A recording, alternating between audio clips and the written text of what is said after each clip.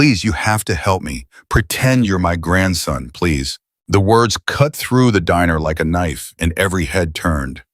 Marcus Steele Dalton froze his coffee cup halfway to his lips. The elderly woman stood there, dripping rainwater under the cracked linoleum, her trembling hand reaching for his leather-clad arm. Her eyes weren't just afraid, they were terrified. And in that split second, Marcus knew whatever was coming through that door behind her was worse than anything he'd ever faced on the road. Before we dive into what happens next, hit that subscribe button and stick with me until the very end of this story. Drop a comment telling me what city you're watching from. I want to see how far this tale travels. You won't believe where this night takes us. Marcus didn't move, didn't speak, just stared at this woman 70 if she was a day, clutching his arm like it was a life raft in a stormy sea. Her fingers dug into the worn leather of his vest, and he could feel them shaking. Not the casual tremor of age, but the full-body quake of someone running on pure adrenaline. "Ma'am," he started, his voice low, rough from years of desert wind and cigarette smoke. "Please," she whispered again, her voice cracking. "He's coming. He'll be here any second. Just play along. Please." The other patrons had gone quiet. Dolores, the night waitress who'd seen Marcus roll in here every Thursday for the past 3 years, stood behind the counter with the sari pot suspended midair. Her eyes were wide. Even Jake, the cook who'd done 2 tours in Vietnam and didn't flinch at much, had poked his head through the kitchen window. Marcus's instincts kicked in, the same ones that had kept him alive through 20 years of riding with the Iron Reapers through club wars and bad deals and situations that would have killed softer men. This woman wasn't scamming him, wasn't looking for money. She was hunted. "Sit down," he said quietly, and the command in his voice made her obey instantly. She slid into the booth across from him, her soaked coat leaving wet marks on the vinyl. Up close, he could see her makeup was smeared, running in tracks down her weathered cheeks. Her hands wouldn't stop shaking. "What's your name?" he asked. Margaret Chen." Her voice was barely audible over the rain hammering against the windows. "Okay, Margaret, I'm Marcus. You want to tell me what—" The door crashed open. Not swung open. Crashed, like whoever was coming through wanted everyone to know they didn't care about niceties or decorum or anything civilized. A man stepped in, and Marcus sized him up in the 2 seconds it took for the door to swing shut behind him. Mid-40s, gray suit that probably cost more than Marcus's bike, shoes polished to a mirror shine despite the rain. But it was his eyes that told the real story, cold, calculating, and currently scanning the diner like he was looking for something he owned. Those eyes landed on Margaret, and Marcus saw her shrink back against the booth. "There you are, Mother." The word hung in the air wrong somehow. Too smooth, too practiced. Marcus had heard genuine relief before, had heard men find their brothers after bad accidents, heard mothers locate lost children. This wasn't that, this was a performance. The man moved toward their booth, but Marcus shifted just slightly, and suddenly his considerable bulk was positioned between the stranger and Margaret. It wasn't aggressive, wasn't confrontational, just present. "Can I help you?" Marcus asked, his tone flat. The man smiled, but it didn't reach those cold eyes. "I'm sorry, I don't believe we've met. I'm Richard Chen. This is my mother." He gestured toward Margaret with a well-manicured hand. "She has dementia, I'm afraid. Wandered off from our hotel about an hour ago. We've been searching everywhere." Marcus glanced back at Margaret. She was shaking her head, tiny frantic movements, her eyes pleading with him. "That's so," Marcus said, turning back to Richard. "I'm afraid it is. Mother, come on now. We need to get you dried off and—" "I don't know this man," Margaret said suddenly, her voice stronger than before. "I've never seen him before in my life." Richard's smile tightened. "Mother, please, don't make this more difficult than it needs to be."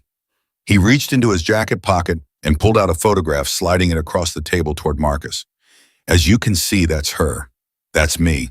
This is just a misunderstanding." Marcus looked at the photo. Sure enough, there was Margaret, maybe 10 years younger, standing next to this man in the gray suit. They were at some kind of event, both dressed formally, both smiling for the camera. But something was off. Marcus had spent 2 decades reading people, reading liars specifically. You didn't survive in his world without developing a sixth sense for when someone was running a con. And right now, every alarm bell in his head was ringing. "The photograph is real," Margaret whispered, and Marcus could hear the defeat creeping into her voice. That's me, that's him. But I'm not his mother, Mother, that's enough, Richard said, his voice sharper now. I understand you're confused, but she's not confused, Marcus said, and something in his tone made Richard stop mid-sentence. She's scared, and I'm starting to think there's a reason for that. The diner had gone absolutely silent. Even the rain seemed to have quieted, as if the world itself was holding its breath. Richard straightened, his facade of concerned sun cracking just slightly. This is a family matter. I don't know who you are, but I'm her grandson, Marcus said calmly, the lie rolling off his tongue smooth as whiskey. And she's not going anywhere with you. He watched Richard's face carefully. A genuinely confused family member would have been shocked, would have stammered, would have demanded proof. But Richard's expression shifted to something calculating, dangerous. I see, Richard said slowly. Well, this is awkward, because I have documentation, medical records, power of attorney. He patted his breast pocket. What do you have, Don't need documentation to know when someone's being threatened, Marcus replied. The temperature in the diner seemed to drop 10 degrees. Are you threatening me? Richard then asked, his voice deceptively soft. No, I'm telling you that she's not leaving unless she wants to, and it's pretty clear she doesn't want to. Behind him, Marcus heard Margaret sob, a single desperate sound that nearly broke something in his chest. He'd seen a lot of bad things in his life, done a few he wasn't proud of, but there was one line he'd never crossed. He didn't hurt people who couldn't defend themselves. Richard took a step closer to the booth. Listen, grandson, he said, dripping sarcasm on the word. I don't know what story she's told you, but she hasn't told me anything, Marcus interrupted. Didn't need to. Your whole act, he gestured at Richard's pristine suit, his perfect hair, his calculated expression. It screams wrong. So here's what's going to happen. You're going to turn around, walk back out that door, and leave the lady alone. Or what? Richard's mask slipped completely, now revealing something cold and cruel underneath. What exactly do you think you're going to do? Marcus stood up, slowly unfolding his 6'4" frame from the booth. He didn't make any aggressive moves, didn't ball his fists or square his shoulders. He just stood there, letting his sheer presence fill the space. I'm not going to do anything, Marcus said quietly. Not unless I have to. For a long moment, they stared at each other, the biker and the businessman. Two men from completely different worlds locked in a silent battle of wills over an old woman neither of them had known an hour ago. Then Richard laughed. It was a harsh, bitter sound. This isn't over, he said, pulling out his phone. I'm calling the police. We'll let them sort this out. Good idea, Marcus said, surprising him. I think the lady would feel a lot safer with some deputies around. Something flickered across Richard's face. Uncertainty, fear, but he recovered quickly. He pressed a number on his phone and held it to his ear, his eyes never leaving Marcus.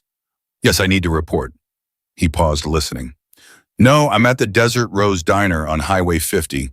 My elderly mother has wandered off, and there's a man here who's another pause. No, he hasn't hurt her, but he's preventing me from... His jaw tightened. Fine, yes, we'll wait here. He lowered the phone, his smile returning, but not reaching his eyes.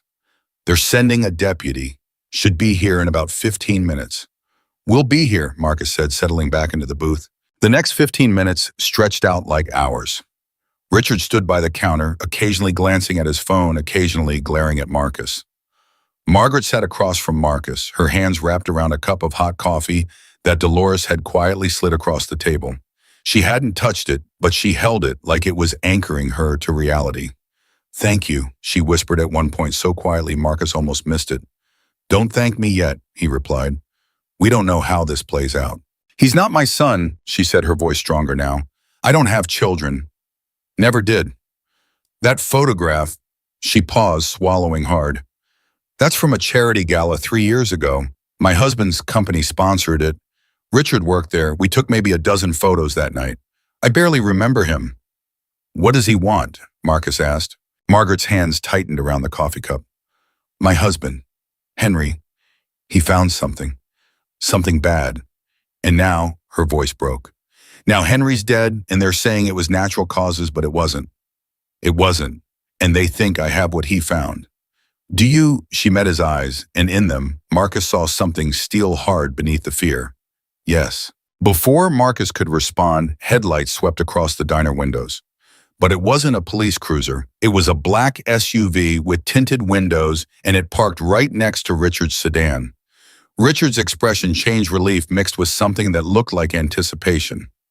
"Back up," Marcus asked dryly. "Associates," Richard replied. "I thought they might want to." The door opened and two men entered. They were built like Marcus, big, broad-shouldered, the kind of size that came from hours in the gym and possibly some chemical assistance. They wore dark suits and had the cold professional demeanor of private security, or worse. "Mr. Chen," one of them said, nodding to Richard. "Gentlemen," Richard replied, his confidence clearly bolstered. "We seem to have a situation here." The two men looked at Marcus, assessing. Marcus looked back unfazed. He'd stared down scarier people at club meetings. "That's so," the first man said. This gentleman has my mother and refuses to let her leave with me." "I can leave any time I want," Margaret said suddenly, her voice surprising everyone with its strength. "And I don't want to go with any of you." The second man moved toward the booth, but Marcus was already standing again. "Easy," Marcus said. "Just want to talk to the lady," the man replied, but his hand moved to his hip, and Marcus caught the edge of a holster beneath his jacket. The situation was escalating. Fast. Dolores had her phone out, Marcus noticed. Jake had disappeared into the kitchen, probably calling 911 himself. The other patrons had all moved to the far side of the diner, creating space between themselves and what was clearly becoming dangerous. "Nobody needs to talk to anybody," Marcus said. "Police are on their way. We'll let them handle it." "Police," the first man said, glancing at Richard. Richard's expression flickered with annoyance. "Minor complication, nothing we can't—" Outside, the sound of engines cut through the rain. Not car engines, motorcycle engines. Marcus felt a smile tug at his lips. Richard heard it too, his head snapping toward the windows. "What is that?" "That," Marcus said calmly, pulling out his phone and glancing at the screen, "would be my club brothers. I sent them a text about 10 minutes ago. They were at the clubhouse, only about 20 minutes away." Through the rain-streaked windows, headlights appeared. 1, 2, 5, 10 more. The parking lot of the Desert Rose Diner lit up like a football stadium as motorcycles rolled in their riders, dismounting with practiced ease. The Iron Reapers had arrived. Richard's face went pale. His two associates exchanged glances, their hands moving closer to their weapons. "I wouldn't," Marcus said softly. "There's maybe 20 of them out there, all armed, all loyal, and all of them really protective of their brothers," he paused, "and their brothers' grandmothers." The door opened as the first biker walked in. Snake, 6'6", covered in tattoos with a beard that reached his chest. He looked like every parent's nightmare, which was probably why Marcus liked him. "Marcus," Snake said, nodding. Then his eyes swept over the scene, Margaret in the booth, Richard and his men by the counter, the tension thick enough to cut with a knife. "We got a problem here." "Maybe," Marcus said. "These gentlemen were just leaving." "Were we?" Richard said, but his voice had lost its certainty. "Yeah," Marcus replied. "You were, because my grandmother," he emphasized the word, "doesn't want to go with you, and that's the end of it." More bikers were filing in now. The small diner was getting crowded, the air thick with leather and motor oil, and barely contained violence. They didn't say anything, didn't make threats, just stood there, a wall of muscle and loyalty. The first associate leaned close to Richard, whispered something Marcus couldn't hear. Richard's jaw clenched. He looked at Margaret, then at Marcus, then at the growing number of bikers filling every available space. "This isn't finished," he said finally. "Yeah, it is," Marcus replied. For a moment, Richard looked like he might argue, might push this to the breaking point. But whatever calculation was running through his head came up with the wrong numbers. He straightened his tie, nodded to his associates, and turned toward the door. "Mrs. Chen," he said over his shoulder, "when you come to your senses, you know how to reach me." "I don't know you, Tsuin," Margaret said, her voice steady now, strengthened by the protection surrounding her. "I never did." Richard's expression hardened, but he said nothing else. He walked out, his associates following. Through the window, Marcus watched them get into the SUV. The engine started, and they pulled away into the rain. But they didn't leave. Marcus could see the SUV pull into a spot across the highway, its headlights still on. Watching. "They're not going anywhere," Snake observed, coming to stand beside Marcus. "No," Marcus agreed. "They're not." He turned back to Margaret. The old woman was crying now, not from fear anymore, but from relief. Dolores had come around the counter and was holding her hand, murmuring soft reassurances. You okay, Grandma? Grandma, Marcus asked gently. Margaret looked up at him, tears streaming down her face, and smiled. I am now. Snake clapped a hand on Marcus's shoulder. Want to tell us what the hell is going on? Not entirely sure yet, Marcus admitted. He slid back into the booth across from Margaret. But I think the lady has a story to tell, and I think we need to hear it before those deputies get here. Margaret nodded, wiping her eyes with a napkin Dolores handed her. She took a deep breath, seeming to gather herself, pulling together reserves of strength Marcus was only beginning to understand she possessed. My husband's name was Henry Chen. She began, her voice quiet but clear. He was an accountant, worked for a land development company called Silver Point Incorporated for 33 years. Good job, good benefits. We had a nice life. She paused, her hands trembling slightly around the coffee cup. 6 months ago, Henry started acting strange. Worried, he'd work late, bring files home, spend hours in his office. I asked him what was wrong, but he just said it was a complicated project. He'd tell me when it was finished. What kind of project? Snake asked, leaning against the counter. I didn't know, not then. Margaret's voice dropped. 3 months ago, Henry had a heart attack. Died in his sleep. The doctor said it wasn't surprising, he was 72, had high blood pressure, diabetes. But Henry, her voice cracked. Henry was careful. He took his medication. He exercised. He was supposed to have at least another decade. Marcus waited, letting her take her time. After the funeral, men started coming around. Men from Silver Point. They said they needed to collect his files, his laptop, anything work-related. Said it was company property. But the way they looked around our house, the way they searched, she shuddered. They were looking for something specific. Did they find it? Marcus asked. Margaret smiled, and there was something fierce in it. No, because Henry was smarter than they thought. He knew. Somehow he knew they'd come looking. So he hid it somewhere they'd never think to search. Where? Snake asked. Margaret reached into her purse, a large worn leather bag that had seen better days. From a side pocket, she pulled out a USB drive. It was plain black, nothing remarkable about it, except for the small piece of tape on its side with HC 2026 written in careful handwriting. Everything Henry found is on here, she said. Evidence of fraud, money laundering, bribery. Silver Point Incorporated has been running a scheme for years, inflating property values using shell companies to hide assets, bribing city officials to push through developments that should never have been approved. Millions of dollars, all documented. The diner had gone completely silent. Even the rain seemed to have stopped, though that might have been Marcus's imagination. And Richard? Marcus asked. Richard Chen, no relation. The surname's a coincidence, is Silver Point's head of acquisitions. He's been running the scheme. When they couldn't find Henry's files, they started watching me, following me. Then tonight, she swallowed hard. He cornered me at my house, told me I had 48 hours to turn over whatever Henry had taken, or there would be consequences. What kind of consequences? Snake's voice had gone dangerous. He didn't specify, didn't need to. I've lived long enough to know what men like him are capable of. She looked at Marcus, her eyes fierce. So I ran, got in my car and drove. I didn't have a plan, just knew I had to get away, find somewhere safe, somewhere public. And then I saw this diner and, she smiled, trembling. And I saw you. Why me? Marcus asked. Because you look like someone who's faced down worse things than Richard Chen and his hired thugs. Because you look like someone who'd help, and her voice softened. Because my Henry rode a motorcycle when we first met.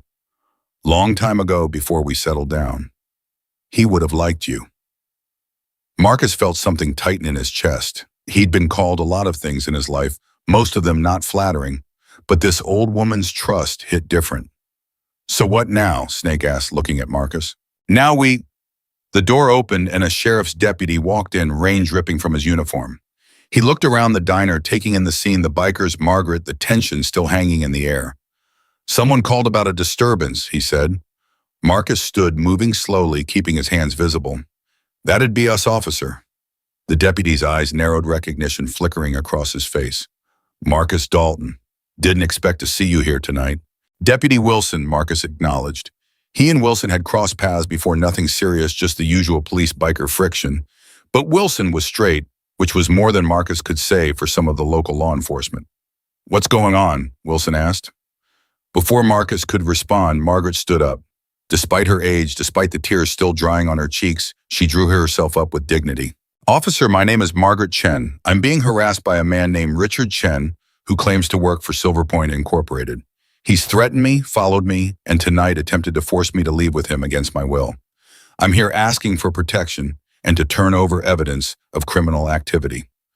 Wilson's expression changed from weary cop dealing with a diner dispute to alert professional. "Evidence of what kind of criminal activity?" Margaret held up the USB drive. "Fraud, money laundering, bribery, everything my late husband documented before he died." "That's a serious accusation, ma'am. It's a serious crime, officer." Wilson looked at the USB drive, then at Margaret, then at Marcus. "And where's this Richard Chen now?" "Across the highway," Snake said, pointing. "A black SUV, been sitting there since he left." Wilson walked to the window and looked out. Marcus could see the SUV's lights still glowing through the rain. Wilson's hand moved to his radio. "Dispatch, this is Wilson.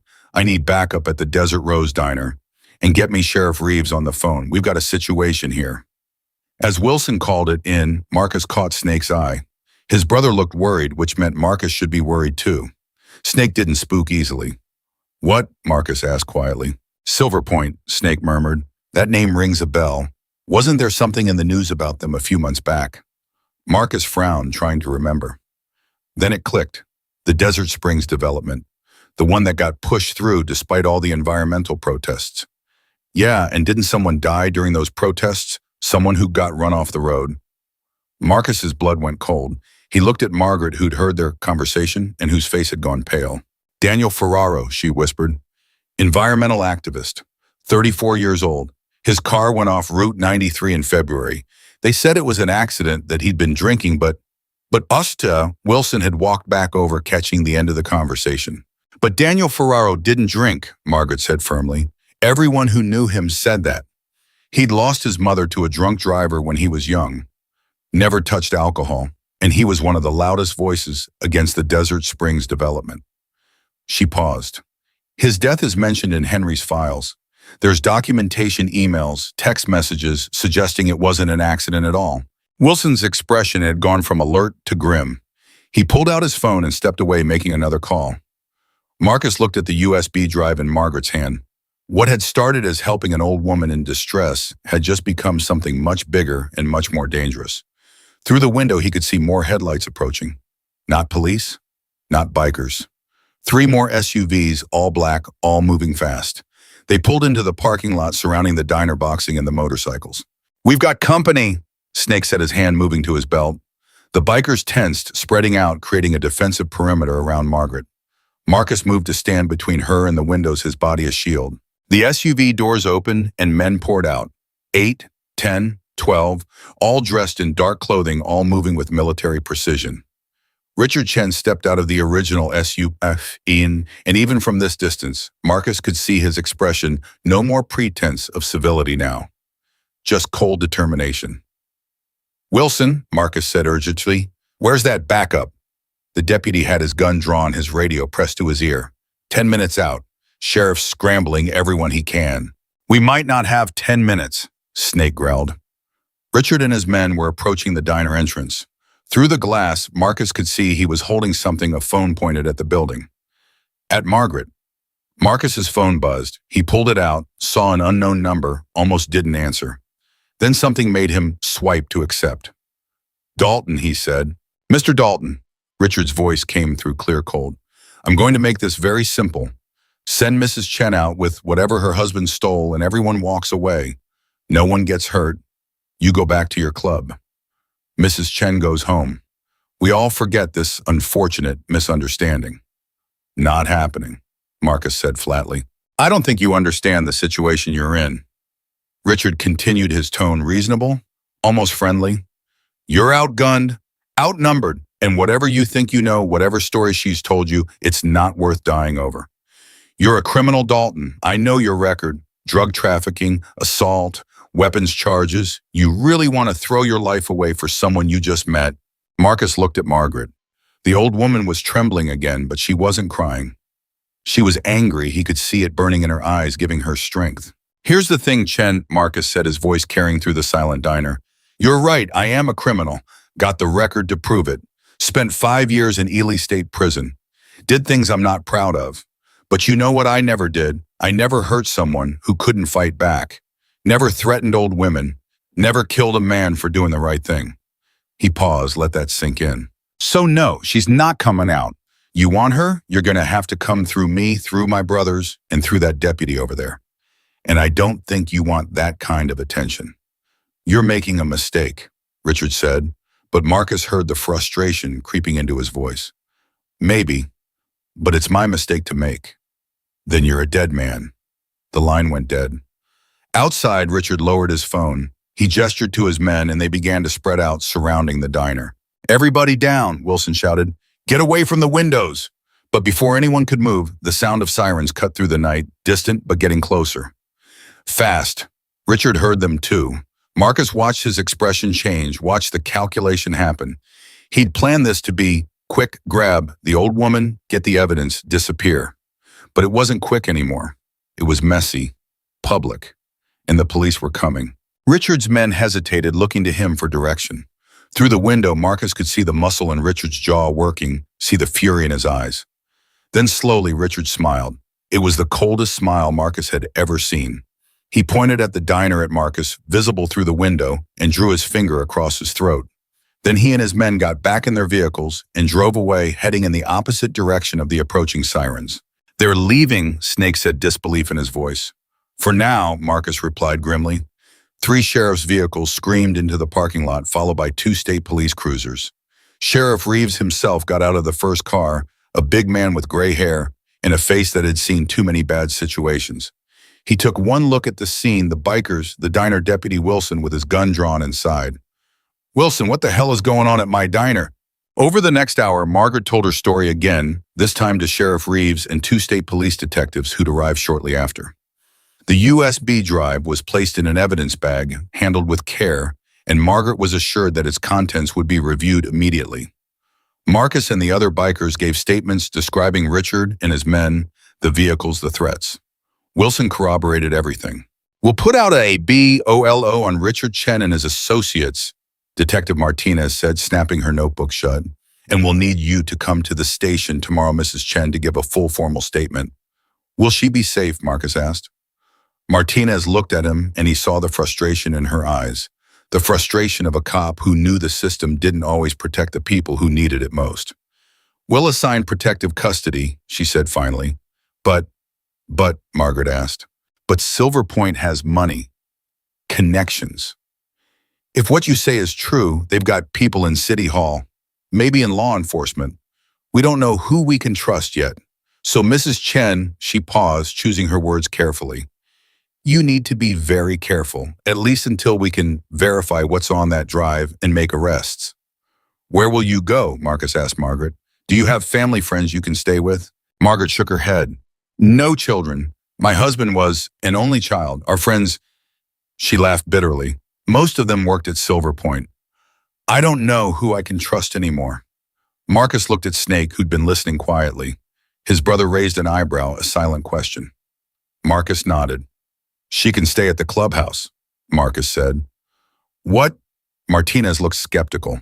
The Iron Reapers use a clubhouse. We've got rooms, security, and he gestured at the bikers still filling the diner. About 30 members who die before letting anything happen to her. You're suggesting that a witness in a major fraud case should hide out with an outlaw motorcycle club, Martinez said, incredulous. You got a better idea, Snake challenged. You just said you don't know who you can trust in law enforcement. Well, I can tell you who we can trust. Us. We don't have anything to do with Silver Point. We don't have politicians in our pocket. And we sure as hell don't let people hurt old ladies. Marcus could see Martinez weighing it, see the conflict playing out behind her eyes. By the book, this was a terrible idea, but by the book wasn't working for Margaret right now. Mrs. Chen, Martinez said finally, it's your choice. Margaret looked around the diner at the bikers who'd answered Marcus's call, at Wilson, who'd taken her statement seriously, at Dolores, who'd brought her coffee and held her hand. Then her eyes settled on Marcus, and he saw her make her decision. I'll go with my grandson, she said.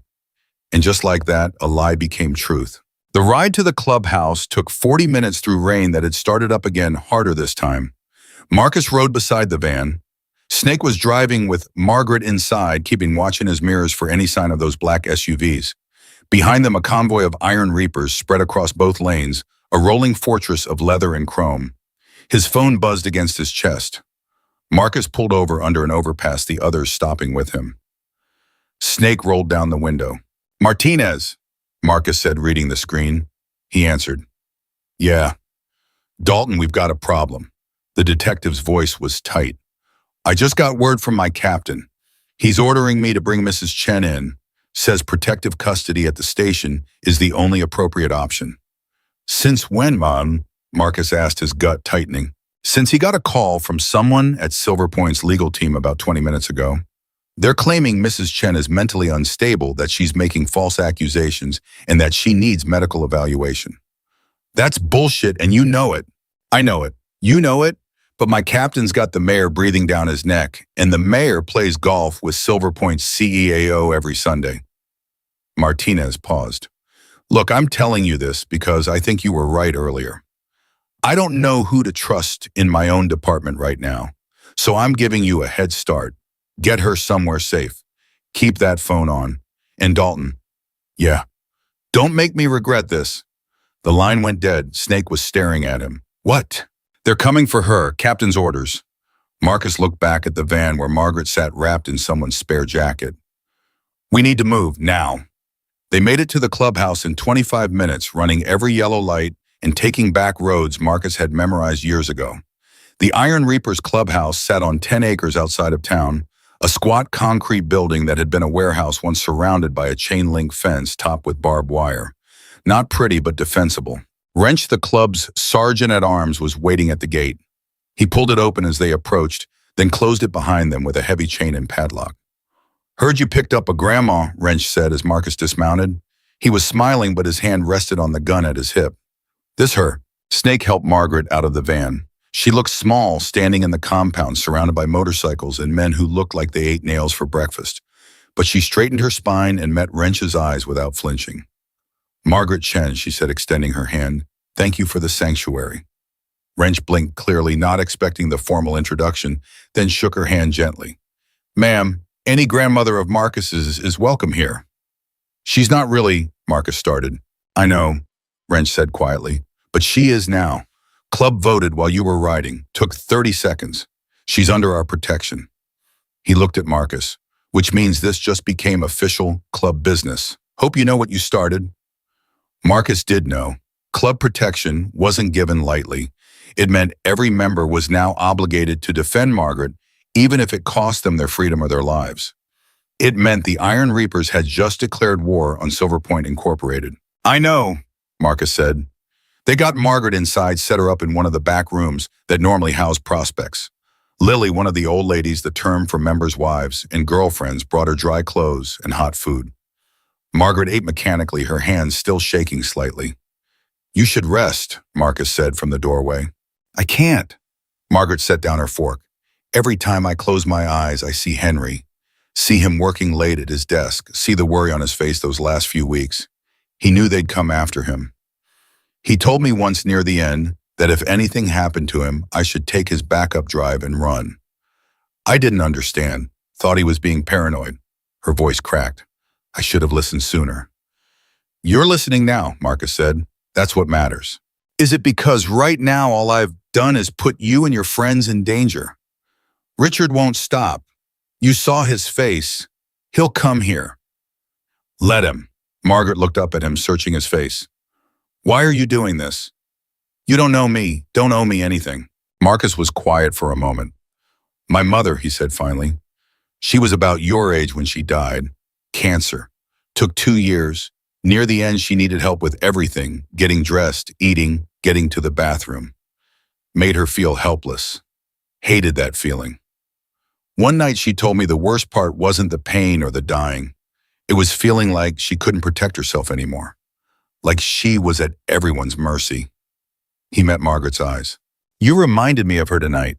In that diner. That look on your face, not wanting to be helpless, but not seeing any other choice. So yeah, maybe I don't know you. But I knew her, and I couldn't help her at the end. Cancer doesn't negotiate, but Richard Chen, him, I can do something about. Margaret's eyes filled with tears. She stood slowly and crossed to where Marcus stood, then reached up and touched his scarred cheek gently. Your mother raised a good man, she said. Before Marcus could respond, Snake appeared in the doorway. We've got movement at the perimeter. 2 cars, cops. Marcus's jaw tightened. That was fast. Too fast. How many? 4. Captain's car is one of them. Margaret went pale. They're here for me. Yeah, Marcus said. They are. He turned to Snake. Get everyone to the common room, now. 5 minutes later, 30 Iron Reapers stood in the clubhouse's main space. Some had been sleeping. Some had been working on bikes. Some had been drinking. But all of them were alert now, waiting. The cops are outside, Marcus said without preamble. They're here for Margaret. Captain got pressured by Silver Point to bring her in. Martinez warned us, but they're here anyway. So we don't let them in, Wrench said. It wasn't a question. It's not that simple, Marcus replied. They've got a court order. Says Margaret needs medical evaluation. Says she's a danger to herself. That's garbage, someone called out. I know it is. We all know it is. But legally, we can't stop them from taking her. And if we try, they'll arrest all of us, shut down the club, and Margaret ends up right where Silver Point wants her anyway, isolated and alone. So what do? Snake asked. Margaret stepped forward before Marcus could answer. I go with them. No, Marcus said sharply. Yes, Margaret's voice was firm. I won't let you all go to prison because of me. I'll go, I'll do their evaluation, and you'll disappear, Marcus interrupted. They'll say you had a breakdown, medicate you until you can't think straight. And that USB drive, all that evidence, Henry died protecting, it'll vanish into evidence lockup and never see daylight again. He's right, Lily spoke up. She was standing by the window watching the police cars. My cousin worked in mental health services. Saw it happen twice, people committed against their will because they knew too much. Systems designed to protect itself, not the truth. Outside, a car door slammed. Footsteps approached the clubhouse entrance. Then a knock, hard and official. This is Captain Morrison. Open up. We have a court order for the welfare check and transport of Margaret Chen. Marcus looked at Margaret, looked at his club brothers, saw the same determination in all their faces. They'd stand with him, whatever he decided. Would fight the cops if he asked, go to prison if necessary. But that wasn't the play here. Martinez, he said suddenly. She's risking her career warning us. That means she's got principles. Maybe others do too. What are you thinking? Snake asked. I'm thinking we make this public. Real public. So public that Silver Point can't make it disappear. He pulled out his phone. How many of you have social media accounts? Several hands went up. Start recording everything. The cops at the door, Margaret's statement, all of it. Posted everywhere. Tag the news stations, the newspapers, everyone. Make this so big that Silver Point can't bury it. Wrench grinned. I like the way you think. Another knock, harder. Mr. Dalton, I know you're in there. Don't make this difficult. 1 minute, Marcus called out. He turned to Margaret. You ready to tell your story to the world? Margaret straightened and Marcus saw something change in her expression. Fear giving way to anger. Grief giving way to purpose. Yes, she said, I am. They opened the door. Captain Morrison stood there with 3 officers, all of them with hands near their weapons. Morrison was mid-50s, overweight, with the tired eyes of a man who'd compromised himself too many times to remember who he used to be. Mrs. Chen, he said, trying to look past Marcus, we need you to come with us. There's been concern expressed about your mental state and… I'm fine, Margaret said, stepping into view. Physically and mentally fine. What I am is a witness to crimes committed by Silver Point Incorporated. Crimes that include fraud, money, laundering, bribery, and possibly murder. Morrison's expression didn't change. Ma'am, I understand you're upset about your husband's death, but this is being recorded, Marcus interrupted. Live and broadcast to about 50 different social media accounts right now. So choose your next words carefully, Captain. Morrison's eyes widened. He looked around, saw the phones pointed at him from multiple angles, saw the red recording lights. His jaw clenched. Turn those off, now. Can't do that, Snake said cheerfully. free speech and all that. This is police business. You're interfering with... We're documenting, Marcus corrected. Big difference. Mrs. Chen is here voluntarily. She's not under arrest. And she's entitled to have her statement recorded if she chooses. Morrison's hand moved to his radio, but he stopped. Marcus could see the calculation happening go through with this, and it'd be all over the news by morning. The lawyers would have a field day. Mrs. Chen. Morrison tried again, his tone softening. I'm just trying to help. There are people who are concerned about you. Let us take you somewhere safe, get you evaluated by professionals, and... What people? Margaret demanded. Name them. Who specifically expressed concern about my mental state? Morrison hesitated. Was it Richard Chen? Margaret pressed. The man who works for Silver Point. The man who threatened me, who followed me, who tried to force me into a car against my will. Mrs. Chen, you're clearly agitated. That's exactly why. I'm agitated because my husband uncovered evidence of massive corporate fraud and died 3 weeks later. I'm agitated because the company he exposed sent people to threaten me. I'm agitated because instead of investigating his death or the crimes he documented, the police are here trying to have me declared incompetent. Her voice rose. And all of this is being recorded, live, for everyone to see. Morrison's face flushed red. Behind him, one of the officers shifted uncomfortably. Captain, the officer said quietly, maybe we should... Quiet, Morrison snapped. He turned back to Margaret.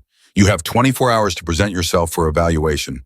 After that, I'll have no choice but to obtain a warrant for your involuntary commitment. Do you understand? Understand? I understand perfectly, Margaret said. I understand that you've been pressured by powerful people to silence me. I understand that you're willing to abuse your authority to help them. And I understand that my husband died trying to expose exactly this kind of corruption. Morrison's hand trembled slightly. For just a moment, Marcus saw something in the captain's eyes, shame maybe, or regret. But then it hardened again. 24 hours, he repeated. Then he turned and walked back to his car, the other officers following. They waited until the vehicles drove away before anyone spoke. That just bought us a day, Wrench said finally. Maybe less if Morrison decides to push it. It bought us exposure, Marcus countered. Look, he held up his phone. The live stream had over 2,000 viewers now. Comments were flooding in. Several people had already tagged local news stations. We need a lawyer, Lily said. A good one. I know someone, Snake said. Represented the club 3 years ago when the feds came sniffing around. She's tough. Doesn't back down. Call her, Marcus said. Now, we need Margaret protected legally before mine, His phone rang. Unknown number. He almost didn't answer, then thought better of it. Yeah. Quite the performance. Richard Chen's voice was smooth amused. Social media, very clever. But you've miscalculated. That's so. You've made this public, which means I can't simply make Mrs. Chen disappear. But public attention is fleeting, Mr. Dalton. By tomorrow, your little video will be buried under a dozen other scandals. People have short memories. Maybe, Marcus said, but evidence doesn't. And Martinez has that USB drive now. State police forensics are going through it. Even if you've got the local cops in your pocket, you don't have everyone. Richard laughed. The USB drive. Yes. Do you know what's really on it? Mr. Dalton, has anyone actually looked? Something in his tone made Marcus's blood run cold. What are you talking about?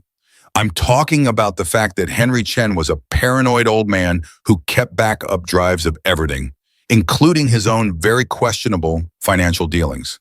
Money he embezzled from Silver Point over the years. Evidence that he was the one committing fraud, not us.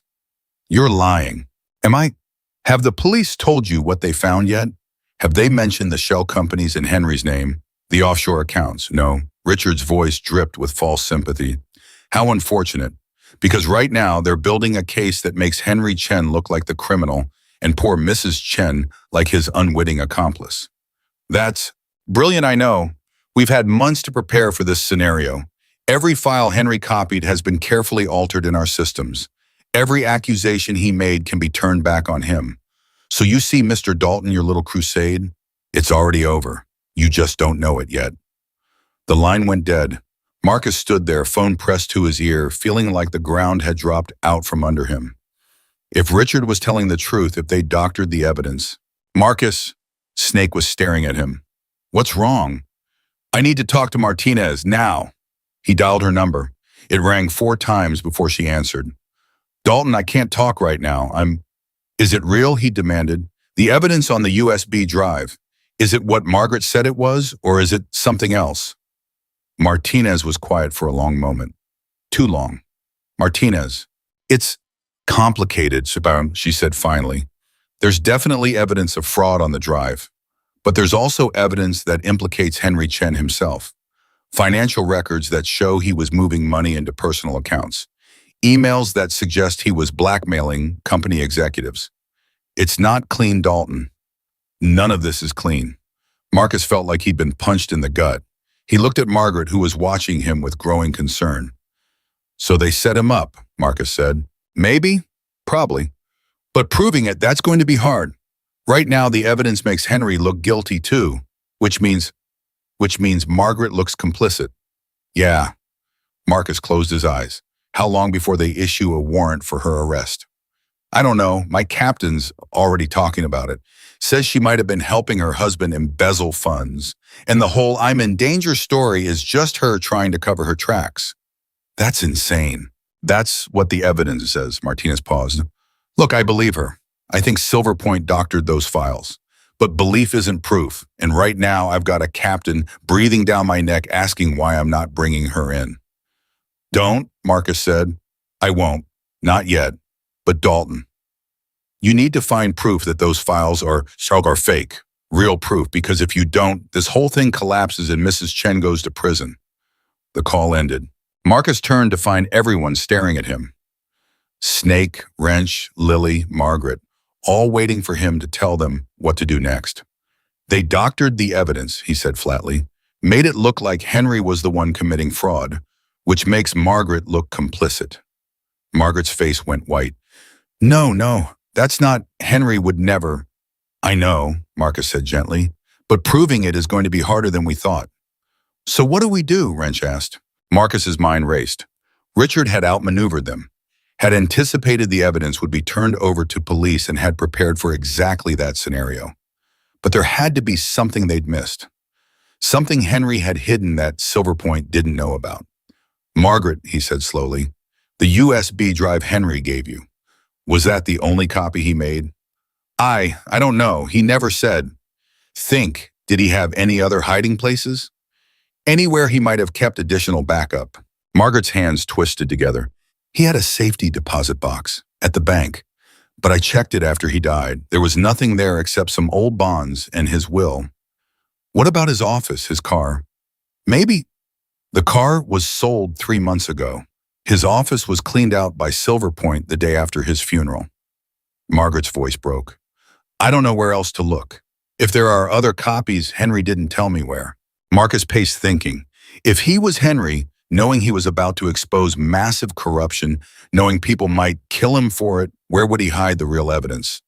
Somewhere Silver Point couldn't access. Somewhere Margaret might find it eventually, but not immediately. His grave, Snake said suddenly. Everyone turned to look at him. He said, what? Marcus asked. You said Silver Point cleaned out his office, his car, everything. But they can't touch his grave. If Henry wanted to hide something where it'd be safe until Margaret was ready to find it, that's where I'd put it. Marcus stared at him. It was crazy. But then again, this whole situation was crazy. Margaret, he said, where's Henry buried? Desert Lawn Cemetery, about 30 miles from here. She looked between them. You think he hid something there? Only one way to find out, Marcus said. But we need to move fast. Once Silver Point realizes we're looking, they'll get there first. It's almost midnight, Lily pointed out. Cemetery's closed, locked gates. Wrench smiled. Since when has a locked gate stopped us? 20 minutes later, Marcus, Snake, and Margaret were in Snake's van, heading toward Desert Lawn Cemetery. Behind them, 3 other bikes followed Wrench, Lily, and a prospect named Tommy, who'd been a Marine and knew how to watch for tails. Margaret sat in the back, staring out the window at the dark desert passing by. Henry loved puzzles, she said quietly. When we first met, he'd leave me little riddles, clues to where we'd meet for dates. I always thought it was silly, sweet but silly. She smiled sadly. Maybe it wasn't so silly after all. Tell me about him, Marcus said. Henry, he was ordinary, in the best way. Worked hard, Loved his job even though it was just numbers and spreadsheets. He'd come home and tell me about interesting patterns he'd found, discrepancies he'd caught. Made accounting sound like detective work.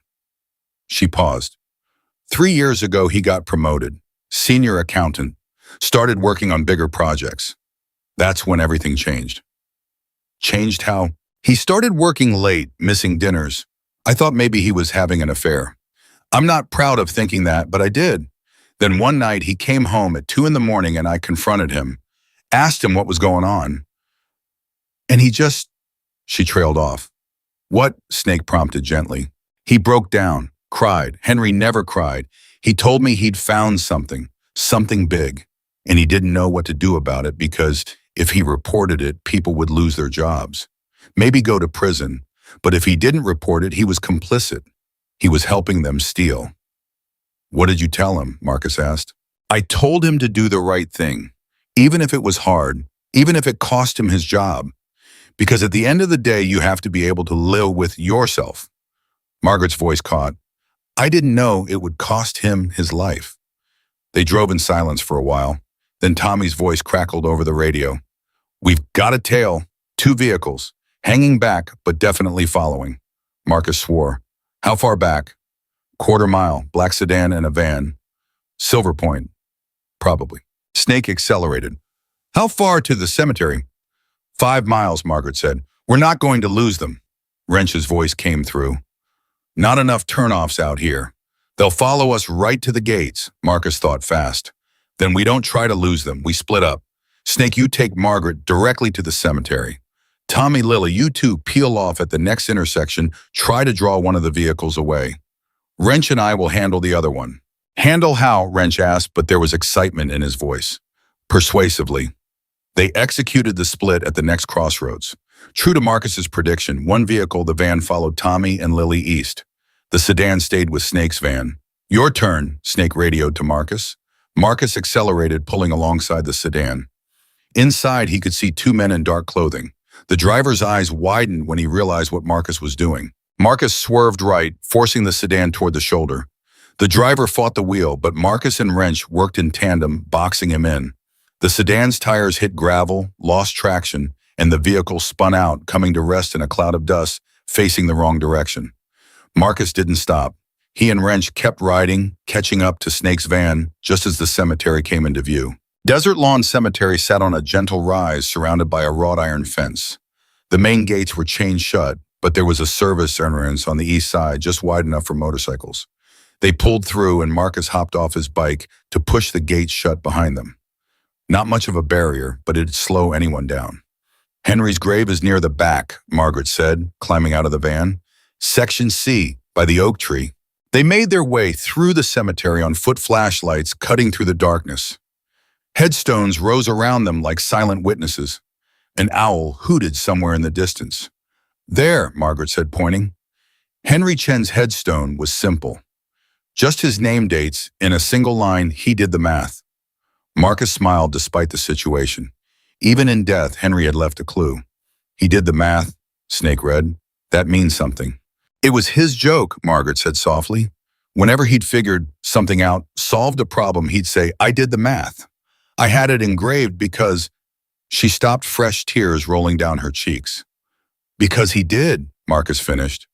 He figured it out, solved the problem, and left the proof somewhere we could find it. But where Marcus studied the grave, the headstone showed no signs of disturbance. The ground was settled, grass growing evenly. If Henry had buried something here, it wasn't in the grave itself. The oak tree, Wrench said suddenly. They all turned. The oak tree stood about 15 feet from Henry's grave, old, gnarled, its branches spreading wide. Henry planted that, Margaret said, years ago. When we first moved here, we'd come walk the cemetery paths. He said when he died, he wanted to be buried by a living thing, something that would outlast him. Marcus approached the tree, running his hands over the bark. There, about chest height, a section felt different, smoother. He pulled out his knife and carefully worked at the bark. It came away in one piece, not real bark at all, but a cunningly carved wooden plug. Behind it, carved into the tree's heartwood, was a hollow space. And inside that space was a small waterproof bag. Henry, you brilliant bastard, Marcus whispered. Inside the bag was another USB drive. This one had a label in Henry's careful handwriting, the real math. That's his backup, Margaret said, her voice shaking. The real evidence, unaltered. Marcus pocketed the drive just as headlights swept across the cemetery. The sedan they'd run off the road had recovered, and now it was pulling through the service entrance, followed by two more vehicles. Time to go, Snake said urgently. They ran back to the bikes, but more headlights appeared at the main gate. Silver Point had brought reinforcements, at least a dozen men spreading out to block all the exits. We're boxed in, Wrench said. Marcus looked around. The cemetery had stone walls on 3 sides, the fence on the 4th. No way to ride out without going through Silver Point's people. And Margaret couldn't run, not at her age, not across rough ground in the dark. Give me the drive, Dalton, a voice called out. Richard Chen stepped into the pool of light from one of the vehicles. This has gone far enough. Has it? Marcus called back. Because I'm thinking, it's just getting started. You're trapped, outnumbered, and you've got an elderly woman with you who can barely walk. This ends one way. Yeah, Marcus agreed. With you in prison. Richard laughed. With that drive, the one that makes Henry look guilty. That's your evidence. No, Marcus said, holding up the USB drive they just found. This is. Even from a distance, he could see Richard's expression change. That's not possible. Henry only made one backup. We verified. You verified wrong, Marcus interrupted. Henry was smarter than you thought, and now we've got the real evidence. The stuff you couldn't alter. The stuff that proves everything. Richard was quiet for a long moment. Then he pulled out a phone and made a call. Marcus couldn't hear what he was saying, but he could see the tension in Richard's body language. The call ended. Richard looked at Marcus, and there was something different in his expression now. Something desperate. Last chance, Richard said. Give me the drive and walk away. All of you. I'll even let the old woman go. You can all pretend this never happened. And if we don't, then none of you walk out of here.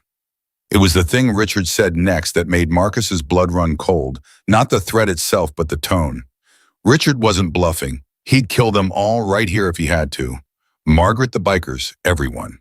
Because that's what desperate men did when everything was falling apart. Marcus looked at Snake, at Wrench, at Margaret, who'd walked into his life just 6 hours ago and changed everything. And he made a decision. Run, he said quietly to Margaret. What? When I say go, you run, straight north through the headstones. There's a gap in the wall about 50 yards that way. Tommy, you go with her. Get her out of here. Get that drive to Martinez. Marcus, no, Margaret started. Go. Tommy grabbed Margaret's arm and they disappeared into the darkness between the headstones. Marcus counted to 3, then revved his engine and shot straight at Richard's position. Snake and Wrench flanked him, their bikes roaring across the cemetery grass. Richard's men scattered, diving behind vehicles and monuments.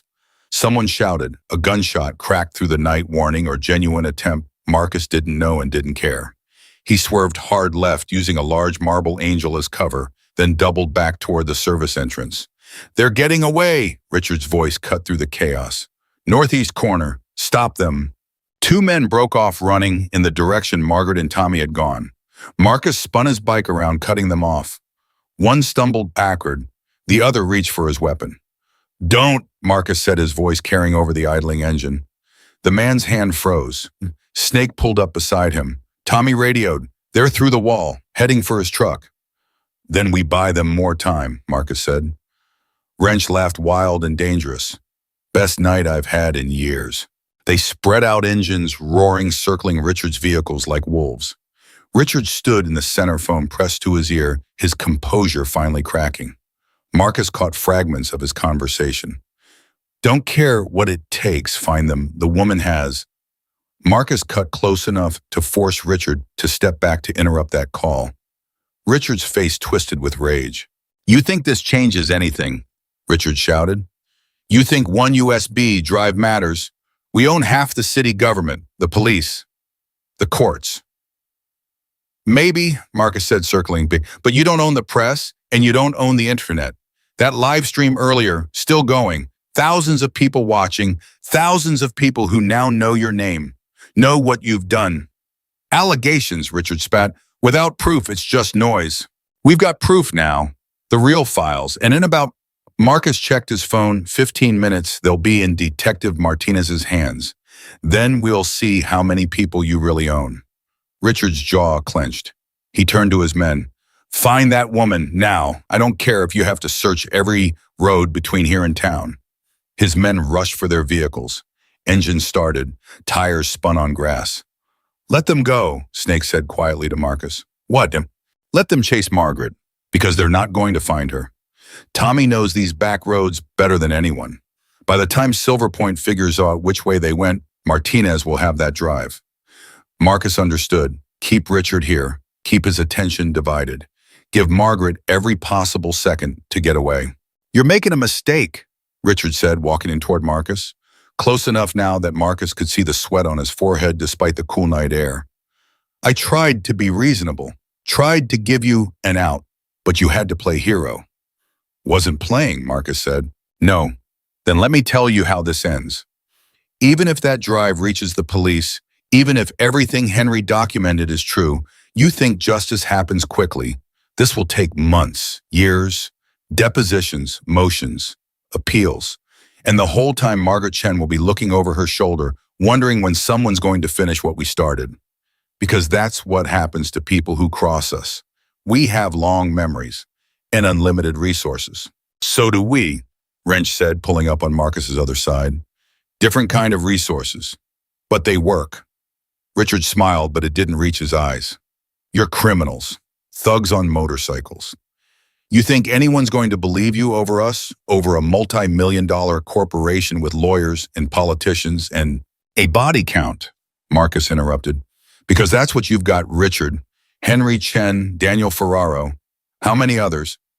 How many people who got too close to the truth and ended up dead? Richard's expression went cold. Careful, Dalton. Accusing someone of murder is serious business. So is committing it. For a long moment, they stared at each other. Then Richard's phone rang. He answered without taking his eyes off Marcus. What? He listened. His face went pale. You're sure both of them? Another pause. Find another way. I don't care. Just... He stopped. His hand lowered slowly. Understood. He ended the call and looked at Marcus with something new in his eyes. Not anger anymore. Fear. What happened? Marcus asked. Nothing that concerns you. But it did concern him. Marcus could see it in the way Richard's confidence had evaporated, in the way his men were standing differently now, uncertain. Something had changed. His phone buzzed. A text from Martinez. Got the drive, in protective custody, get somewhere safe. Now. Relief flooded through Marcus. Margaret had made it. The evidence was secure. But Richard's reaction suggested something more had happened. Another text came through, this one from a number he didn't recognize. This is Margaret. Tommy says to tell you that we're not the only ones recording tonight. Someone else was streaming from inside Silver Point's office. Everything Richard said on his calls. Every order he gave. It's all online. Millions of views. Marcus looked up at Richard and smiled. You didn't own everyone after all. Richard lunged at him. It was clumsy, desperate, the move of a man who'd lost everything and had nothing left to lose. Marcus sidestepped easily. Richard stumbled, caught himself on a headstone, then spun around.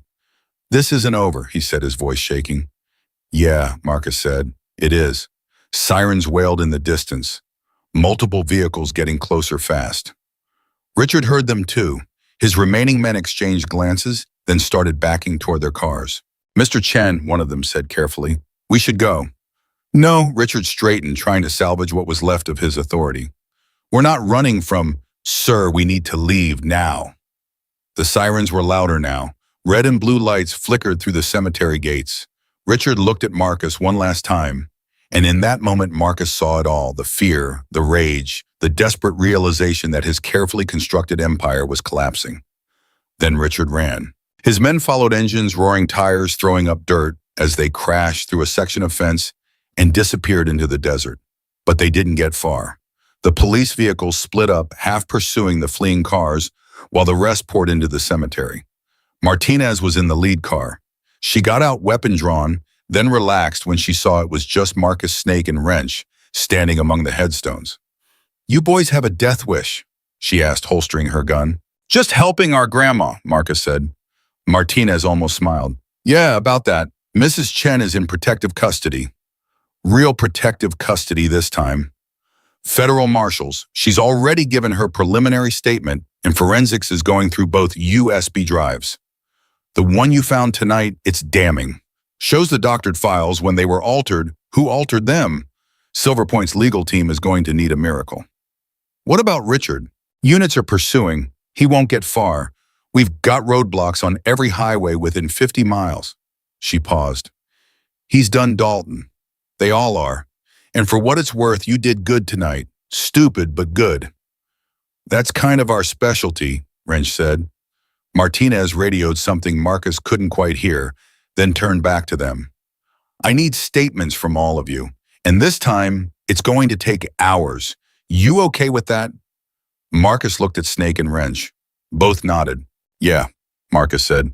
We're okay with it. They spent the next 4 hours at the state police barracks going over everything. The diner, the threats, the cemetery.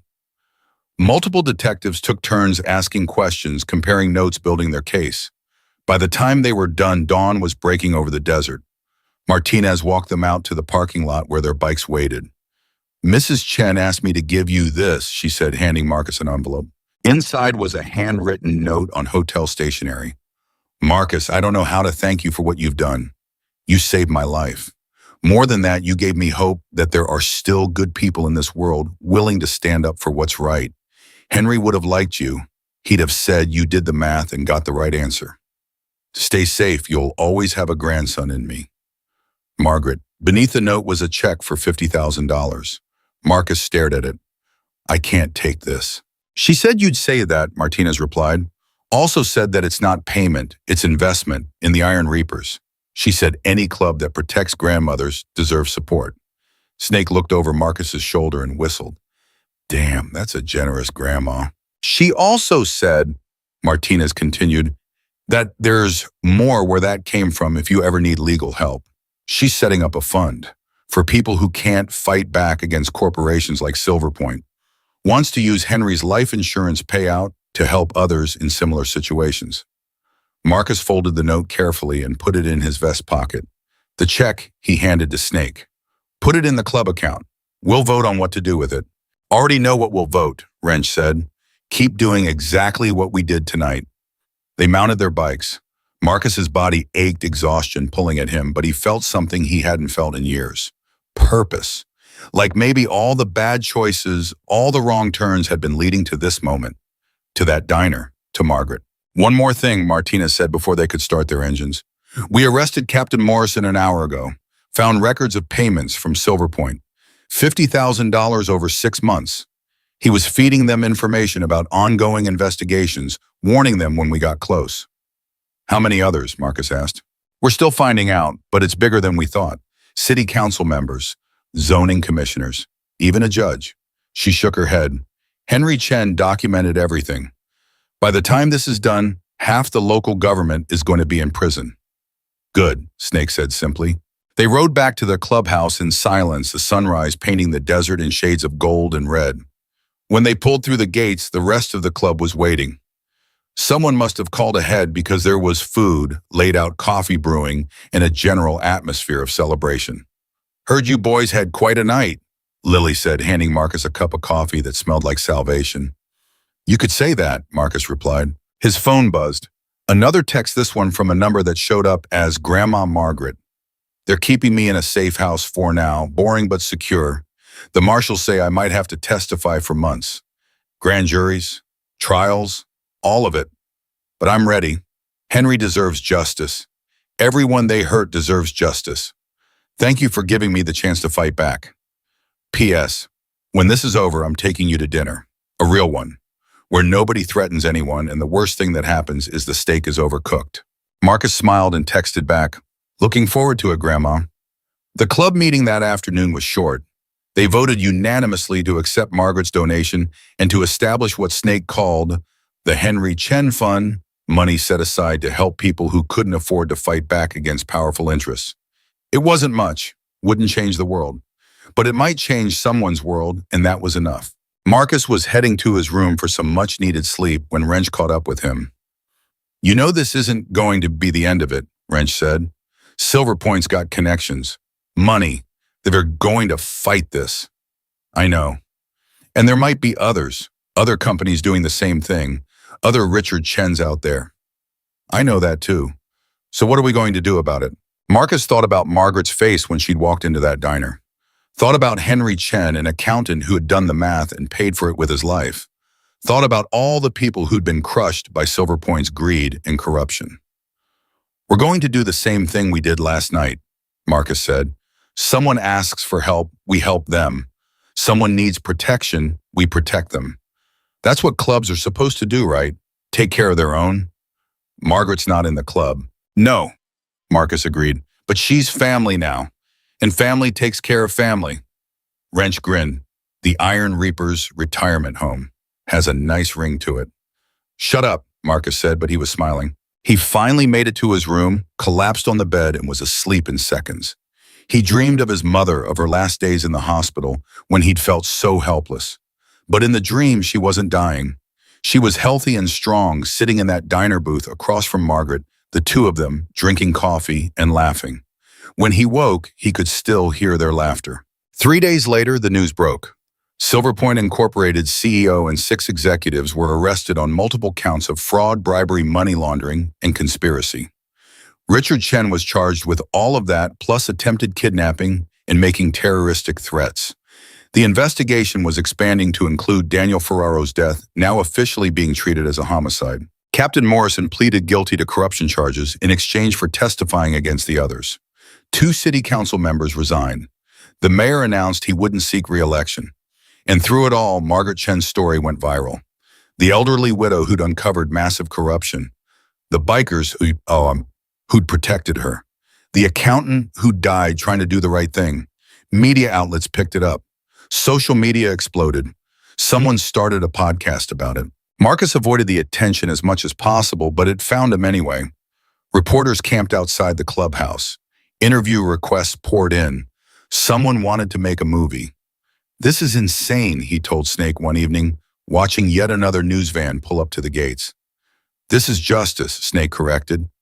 Henry's getting vindicated, Margaret's getting her story told, and people are paying attention.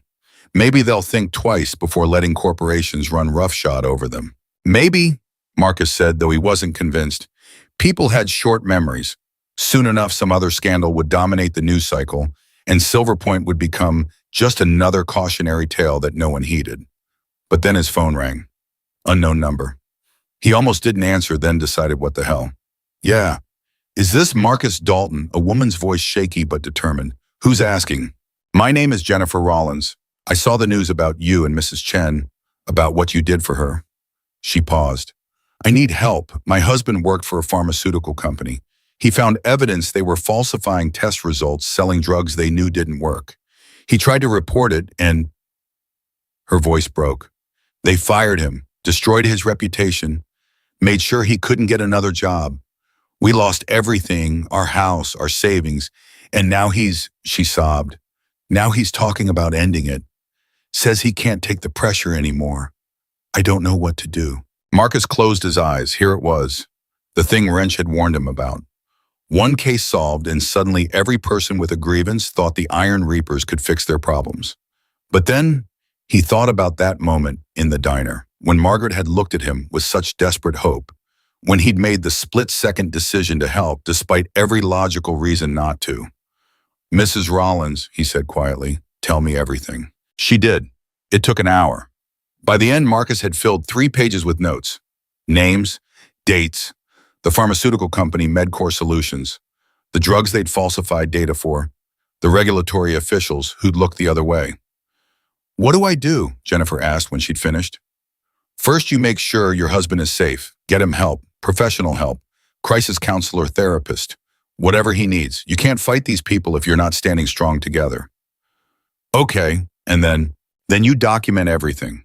Every piece of evidence your husband has, every email, every memo, every scrap of proof, and you keep it somewhere safe, multiple copies. Like Henry Chen did. Exactly like Henry Chen did. Marcus paused. And Mrs. Rollins, you're not alone in this. Give me 48 hours to make some calls. See what we can do. Why? Her voice was small. Why would you help me? You don't even know me. Marcus looked out at the clubhouse at his brothers drinking beer and working on bikes and living their lives. At the gate with reporters still camped outside. At the sunset painting the desert the same colors it had been painted the morning after the cemetery. Because someone has to, he said simply, and it might as well be us. After they hung up, Snake wandered over with 2 beers. He handed one to Marcus and sat down on the steps. Another one? He asked. Yeah. You know we can't save everyone. I know. And this could become a full-time thing. The club turning into some kind of vigilante justice operation. I know that too. Snake was quiet for a moment, sipping his beer. We'd need structure, protocols, ways to vet cases, make sure we're not getting conned. Resources for legal help, media strategy, protection if things go sideways. Marcus looked at him. You've been thinking about this. Ever since that first night, when Margaret walked in, when you made the call to help her. Snake smiled. Figured you'd say yes to the next one, and the one after that. That's who you are, brother. Can't help yourself. So what do? We do it right. Set up the fund like we talked about, but bigger. Recruit people with skills, lawyers, accountants, tech people who can dig through records. Make the Iron Reapers into something more than just a riding club. The club won't go for it, Marcus said. Most of them just want to ride, drink beer, and be left alone. Then we start small. Us and whoever else wants in. A separate chapter maybe. Keep it voluntary. Snake leaned back against the railing. But Marcus, I think you'll be surprised. Most of these guys, they've spent their whole lives being told they're the bad guys. Society's rejects. Now here's a chance to actually be the heroes. To protect people who need protecting. You think they're going to pass that up? Marcus didn't answer right away. He was thinking about his mother's last words to him the night before she died. She'd been so weak she could barely speak, but she'd grabbed his hand and pulled him close. Promise me something, she'd whispered. Anything. Promise me you'll do something good with your life, something that matters. I know you've made mistakes. I know you've done things you regret. But Marcus, her grip had tightened with surprising strength. You have a good heart. Don't waste it. He'd promised. And then and he'd gone right back to the same life he'd always lived. Running with the club, dealing with the same petty criminal enterprises that kept them in beer money and bail funds. Nothing had changed until 3 nights ago. Until Margaret. Okay, he said to Snake. Let's do it. But we do it smart, no cowboy shit, no making things worse. We help people who can't help themselves, but we do it the right way. The right way? Snake agreed, clinking his beer against Marcus's. Who'd have thought the Iron Reapers would go legit? Not legit, Marcus corrected. Just redirected. Over the next 2 weeks, things moved fast. Detective Martinez connected them with a civil rights attorney named Sarah Chen, no relation to Henry and Margaret, just one of those coincidences. Sarah was interested in their idea and agreed to consult on cases, help them figure out which ones were worth pursuing. Wrench recruited a former military intelligence analyst named Davis who'd gotten out and couldn't quite adjust to civilian life. Davis could dig through financial records like nobody's business, find connections and patterns that others missed. Lily brought in her cousin, who worked in IT and could handle cybersecurity, making sure their communications stayed private and their data stayed secure. The Henry Chen Fund grew as news of it spread, small donations from people who'd seen the story. Larger ones from folks who'd been in similar situations and wished they'd had help. Within 2 weeks, they had enough to operate for 6 months, maybe more if they were careful. And the cases kept coming. Not a flood, but steady. People who'd been wronged by powerful interests and had nowhere else to turn. Marcus and Snake developed a system initial phone interview document, review background check, to make sure it was legitimate. Maybe 1 in 5 cases made the cut. The others they'd refer to legal aid or other resources. Jennifer Rollins's case became their second official investigation. Davis found evidence that MedCorp had falsified test results on 3 different medications endangering patients. Sarah filed complaints with the FDA and state medical boards. Media attention followed, especially after someone leaked that the Iron Reapers were involved. MedCorp's stock tanked. Federal investigators opened a criminal probe. And Jennifer's husband, with the weight finally lifting, started therapy and began to heal. Margaret came to visit the clubhouse once the initial trials were over, and she no longer needed federal protection. She walked in wearing sensible shoes and carrying a homemade pie, and every single Iron Reaper stood up when she entered. "My boys," she said, tears in her eyes. She hugged Marcus for a long time, not saying anything, just holding on. When she finally pulled back, she looked around at the clubhouse, at the rough men with their tattoos and scars and hard faces, and smiled. "Henry would be so proud," she said, "not just of what you did for me, of what you're doing for others." "We're just getting started," Marcus said. "Good, because there's a lot of work to do, a lot of people who need help, a lot of Henry Chens and Margaret Chens out there who are too scared to fight back alone." She stayed for dinner. They gave her the seat of honor, the president's chair that no one else was allowed to sit in. She held court like a queen, asking each member about themselves, their families, their lives. By the end of the night, she'd won them all over completely. As she was leaving, she pulled Marcus aside. "I meant what I said in that note. You're my grandson now. Blood or not, that's what you are. And I'm going to be the most meddling grandmother you've ever had. Expect calls, visits, unsolicited advice about your love life." Marcus laughed. "I don't have a love life." "Exactly. We need to fix that. I know a nice girl from my book club. Librarian. Very pretty. I think you'd like her." "Grandma, don't grandma me. You saved my life. I get to meddle. That's the deal." She kissed his cheek and climbed into the car that Sarah had driven her in. Through the window, she waved like royalty, and Marcus found himself waving back. "She's something else," Snake said, coming to stand beside him. "Yeah, she is." They watched the car disappear down the road, taillights fading into the desert darkness. "Think we can actually do this?" Snake asked. "Make a difference, change things." Marcus thought about Henry Chen, an accountant who decided to do the right thing even though it cost him everything. About Margaret, who could have run away but chose to fight. About Jennifer Rollins and her husband and all the others out there who just needed someone in their corner. "I don't know," he said honestly, "but we have to try." "Yeah," Snake agreed. "We do." They stood there for a while, two bikers looking out at the night, at the stars spread across the sky like diamonds on black velvet. Somewhere out there, Richard Chen sat in a jail cell awaiting trial. Somewhere, Silver Point's empire was crumbling. Somewhere, justice was being served. And somewhere, a lonely old woman who'd walked into a diner on a rainy night was sleeping peacefully, knowing she was no longer alone. Marcus's phone buzzed, another message from Margaret. "Thank you again, grandson. Sleep well, and expect a care package. I'm sending cookies. The good kind. Love, Grandma." He smiled and pocketed the phone. Then he turned and walked back into the clubhouse, where his brothers waited, and the real work, was just beginning. 2 months passed before Marcus understood just how deep Silver Point's corruption ran. He was sitting in Sarah Chen's office downtown looking at documents Davis had uncovered when the full scope of it hit him like a freight train.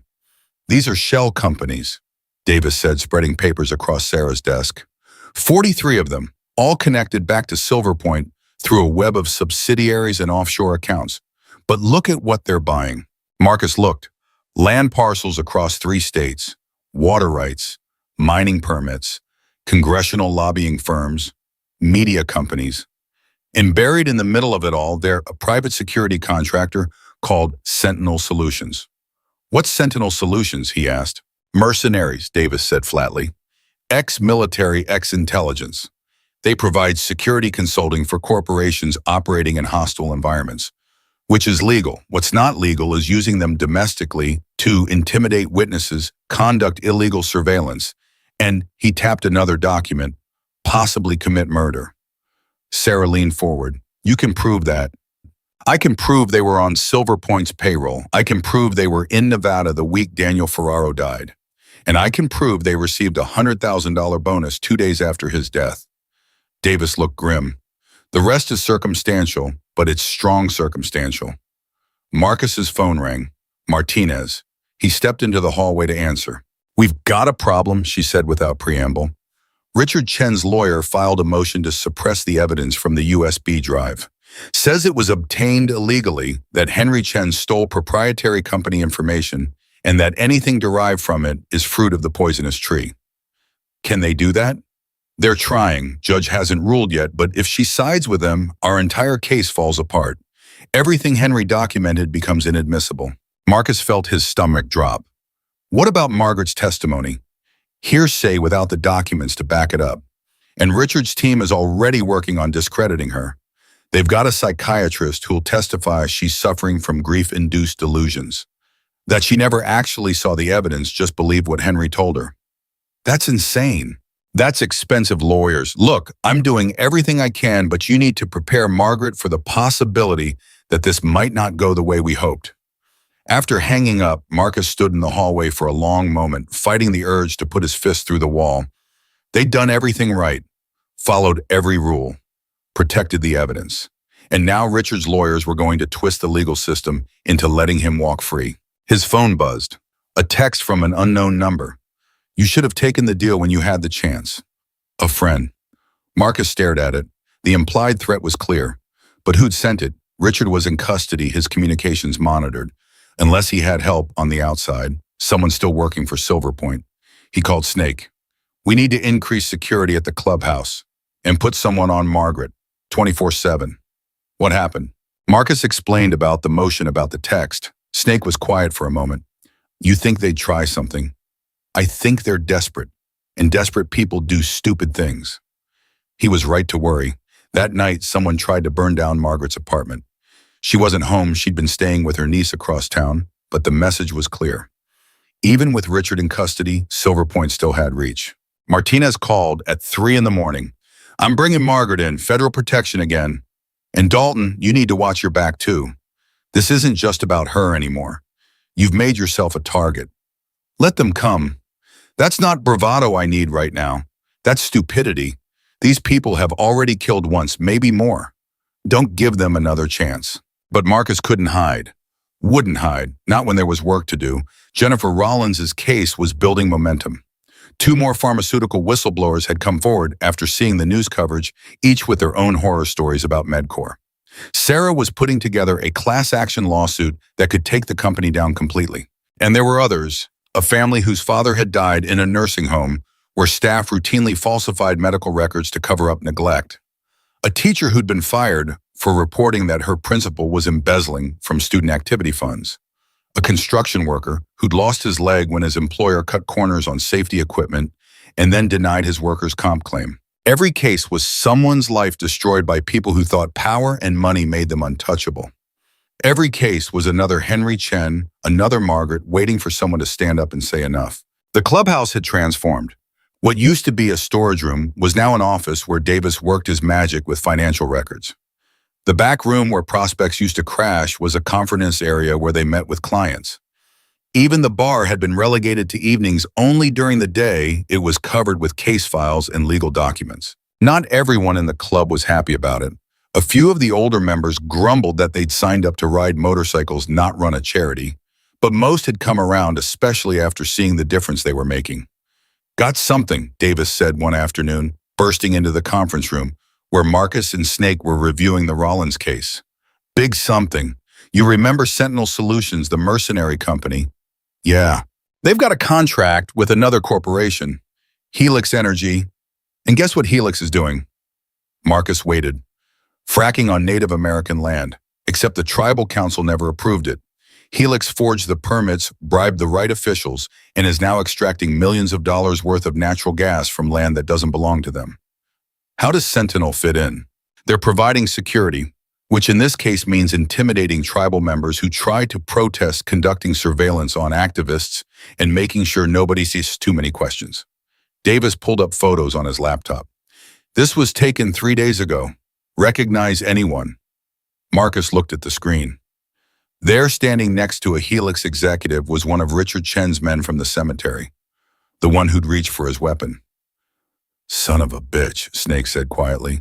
It gets better, Davis continued, or worse, depending on how you look at it. Sentinel Solutions is owned by a holding company called Apex Strategic, and Apex Strategic's majority shareholder is Silver Point, Marcus finished. Bingo, which means Richard Chen's network is bigger than we thought. Silver Point wasn't just one corrupt development company. It's the center of a web that connects to dozens of other operations, all of them engaged in similar schemes. Sarah, who'd been listening from the doorway, stepped into the room. This changes everything. If we can prove Silver Point owns Sentinel, and Sentinel is committing crimes on behalf of Helix, we can bring down the entire network.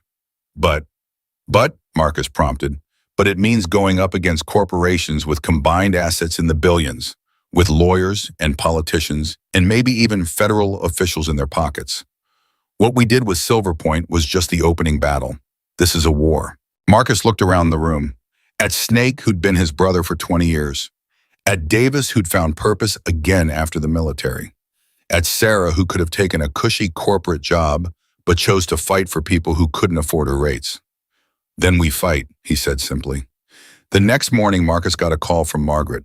Her voice was strained. They offered me money, she said. Richard's lawyers. $2 million to recant my testimony, to say I made it all up, that I was confused about what Henry found. That grief made me paranoid. What did you say? I told them to go to hell. But Marcus, she paused. They said if I don't take the money, they'll destroy me in court.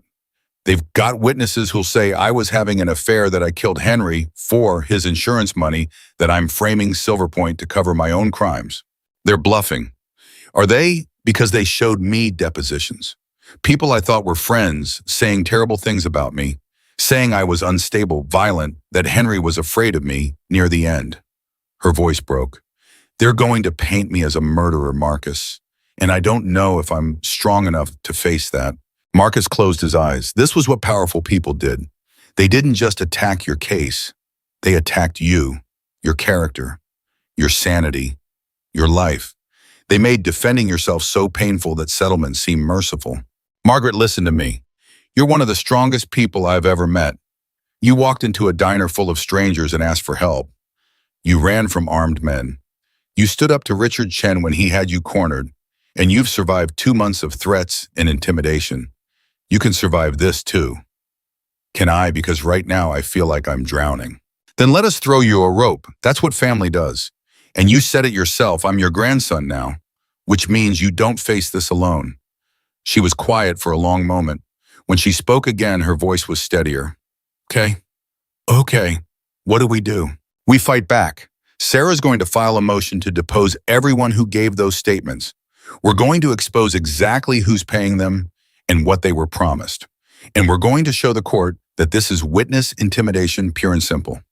And if that doesn't work, then we go to the press. We make this so public that every word of those depositions gets scrutinized. We turn their attack into evidence of how desperate they are. After hanging up, Marcus found Snake in the garage working on his bike. They're coming after Margaret hard, Marcus said, trying to break her before trial. Will she hold? Oh, I think so, but Snake, what if we're wrong? What if we push her to testify and they tear her apart on the stand? What if all we've done is make her a target for nothing? Snake set down his wrench and looked at Marcus. You want to know the difference between us and them. We give people a choice. Margaret can walk away anytime, take the money, move somewhere new, start over. We'd help her do that if that's what she wanted. But them, they don't give choices. They give ultimatums. So yeah, maybe the trial goes bad. Maybe Richard's lawyers make her look terrible. But at least she fought. At least she tried. That's more than most people get. Marcus knew Snake was right, but it didn't make the responsibility weigh any lighter. The hearing on the motion to suppress was scheduled for the following week. Sarah prepared meticulously, but she was realistic about their chances. The law's not on our side here, she admitted the night before. Henry did technically steal company property. The fact that it documented crimes doesn't automatically make that theft legal. The judge could go either way. What are the odds? Honestly, 50-50, maybe 40-60 against us. A lot depends on the judge's interpretation of the whistleblower statutes. Marcus spent that night at the clubhouse, unable to sleep. He kept thinking about that first night in the diner, about the choice he'd made to help Margaret, about everything that had cascaded from that single decision. His phone rang at 2 a.m. Martinez. You're going to want to see this, she said. Check your email. Marcus opened his laptop. There was a video file from Martinez marked urgent. He clicked play. The video showed Richard Chen in what looked like a holding room at the jail. He was on the phone and the audio was clear. I don't care what it costs, Richard was saying. I want the judge bought, the prosecutor intimidated. And if that doesn't work, I want them gone. Both of them. Permanent solutions. Call Sentinel. Marcus's blood went cold. He watched the rest of the video. Richard making explicit threats, ordering violence, confirming his connection to Sentinel Solutions, admitting that Daniel Ferraro's death had been a hit. "How did you get this?" Marcus asked when he called Martinez back. "Let's just say not everyone at the jail is on Silver Point's payroll. One of the guards has a daughter with special needs. Silver Point's insurance company denied her claim for treatment last year. He's been waiting for a chance to return the favor. This is admissible. It's a jailhouse recording. Prisoners have no expectation of privacy on monitored calls. So yes, it's admissible, and it's damning. Sarah's filing an emergency motion to introduce it tomorrow before the suppression hearing. They'll say it's entrapment, that Richard was provoked. The guard says differently, says Richard made the call on his own, was talking to his personal lawyer though. Good luck getting the lawyer to confirm that." Marcus watched the video again. This was it. The smoking gun. Richard, in his own words, confessing to conspiracy to commit murder, to bribing judges, to everything they'd suspected but couldn't prove. But there was something else in Richard's voice, something desperate and unhinged.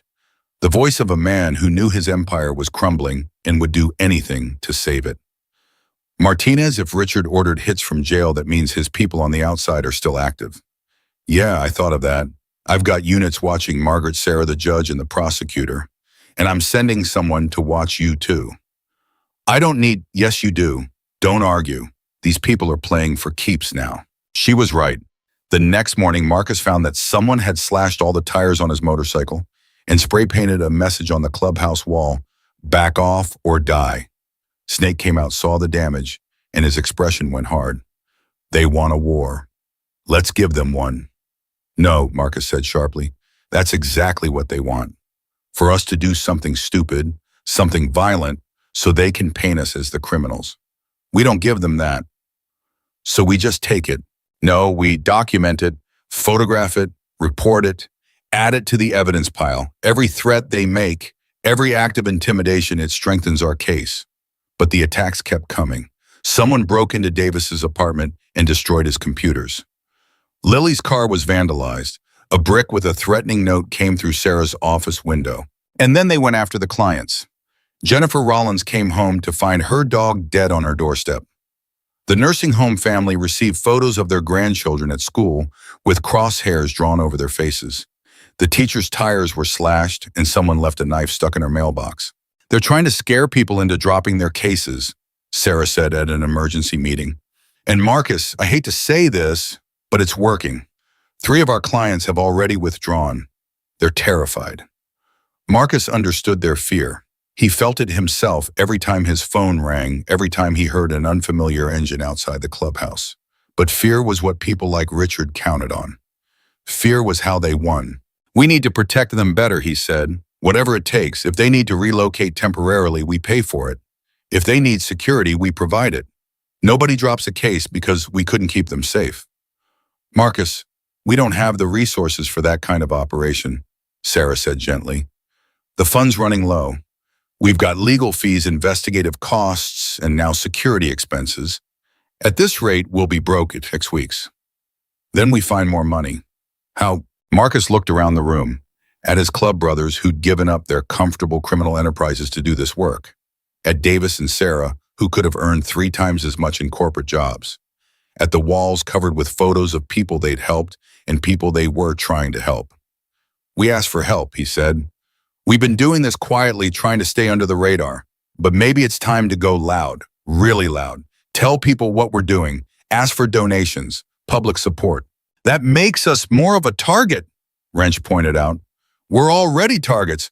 Might as well make it count for something." They launched a crowdfunding campaign the next day. Sarah set it up, telling the story of Margaret and Henry, of the other clients they'd helped, of what they were trying to build.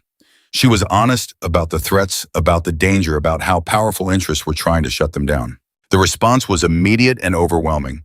Within 24 hours, they'd raised $50,000. Within a week, $200,000. People from across the country sent money, some as little as $5, some as much as $5,000. The comments poured in. "My father was killed by corporate negligence. Thank you for fighting back. I'm a retired accountant. If Henry Chen's files need review, I volunteer. Former cop here. Silver Point tried to bribe our department years ago. I've got documentation. How can I help?" But along with the support came more threats. Anonymous messages promising violence, doxing attempts. Someone posted the clubhouse address online with instructions to handle the problem. Marcus hired professional security, put cameras everywhere, made sure nobody went anywhere alone. The clubhouse started to feel less like a home and more like a fortress. And then 3 days before the suppression hearing, someone took a shot at Marcus. He was leaving a gas station, had just filled his bike, when the bullet punched through the pump inches from his head. He hit the ground, rolled behind a concrete barrier, heard the second shot ricochet off steel. Then sirens, someone had called the cops immediately and the shooter was gone. Martinez arrived while he was giving his statement to the responding officers. She looked furious and scared in equal measure. "That's it," she said. "You're going into protective custody." "No. Dalton, they just tried to kill you, in broad daylight, at a public gas station. That's not intimidation anymore. That's attempted murder. And if I hide, they win. They'll go after someone else, someone who isn't ready for it. Better them than you dead." Marcus looked at her. "You really believe that?" Martinez was quiet for a long moment. Then she shook her head. "No, but I don't want to be the one who tells Margaret her grandson got killed because I didn't protect him well enough. Then help me, find the shooter, find whoever ordered it, add it to the pile of evidence we're building." They found the car the shooter used stolen, abandoned 3 miles away. No prints, no DNA, nothing useful. But traffic cameras had caught a partial plate, and Davis worked his magic tracing it back to a rental company. The person who'd rented it had used a fake ID, but the credit card was real. And that credit card was linked to a shell company. And that shell company was owned by Sentinel Solutions. Direct connection, Sarah said when she saw the evidence. Silver Point to Sentinel to the shooter. "This is huge." She filed it with the court and along with Richard's jailhouse video. The hearing was postponed while the judge reviewed the new evidence. Then postponed again when Richard's lawyer claimed the video was doctored. Then a third time when the prosecutor's office found evidence that Richard's lawyer had been receiving payments from Silver Point. Everything was unraveling, but it was happening in slow motion.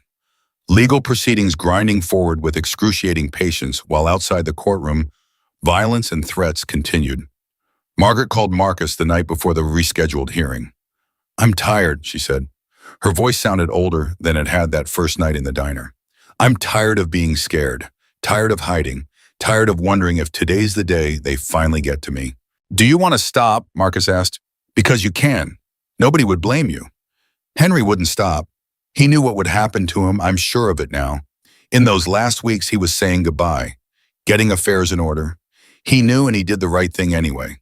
She paused. "How can I do any less?" "You can do less because you deserve peace. You deserve to live without fear." Henry made his choice. You don't have to make the same one. "Yes, I do. Because if I don't, then his death meant nothing. All those people he tried to protect, it'll have been for nothing. And I can't live with that, Marcus. I can't." Marcus understood. It was the same thing that kept him going when every logical part of his brain screamed to walk away. The knowledge that stopping meant letting the bad guys win, meant all the danger, all the sacrifice had been pointless. "Okay," he said, "then we see this through, together." The night before the hearing, Marcus couldn't sleep. He walked outside, found Snake sitting on the clubhouse steps, smoking. "Can't sleep either?" Snake asked. "No." They sat in silence for a while. Then Snake spoke. "Remember when we first started the club? We were, 22? Thought we were so tough, so dangerous, gonna take over the world." "We were idiots," Marcus said. "Yeah, but we were free, nobody telling us what to do.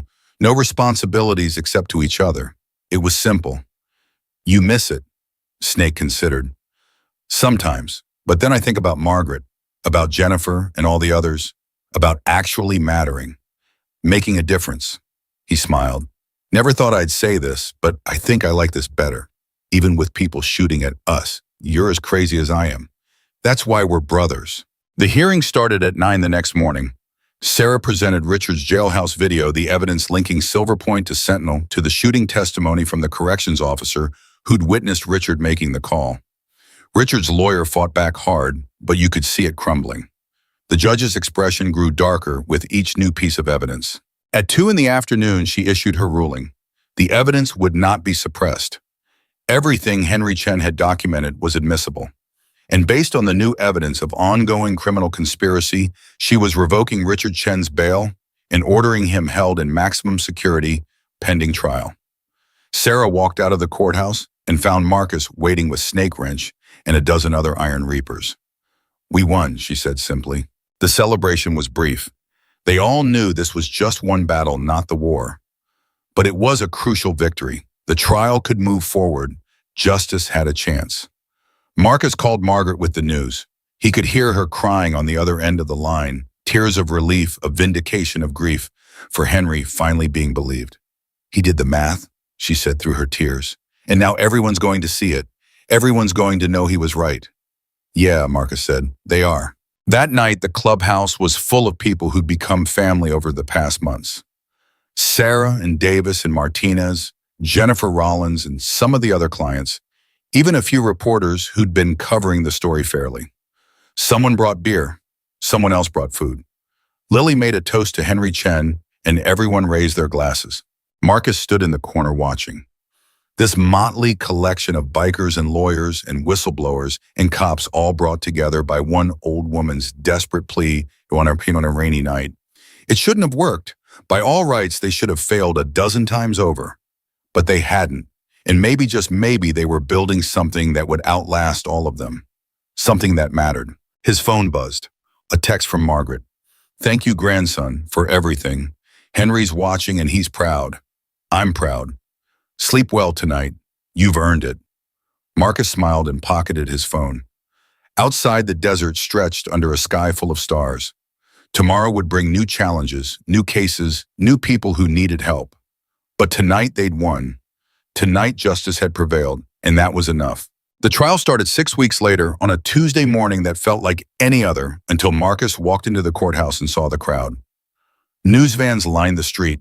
Protesters held signs supporting Margaret and condemning corporate corruption.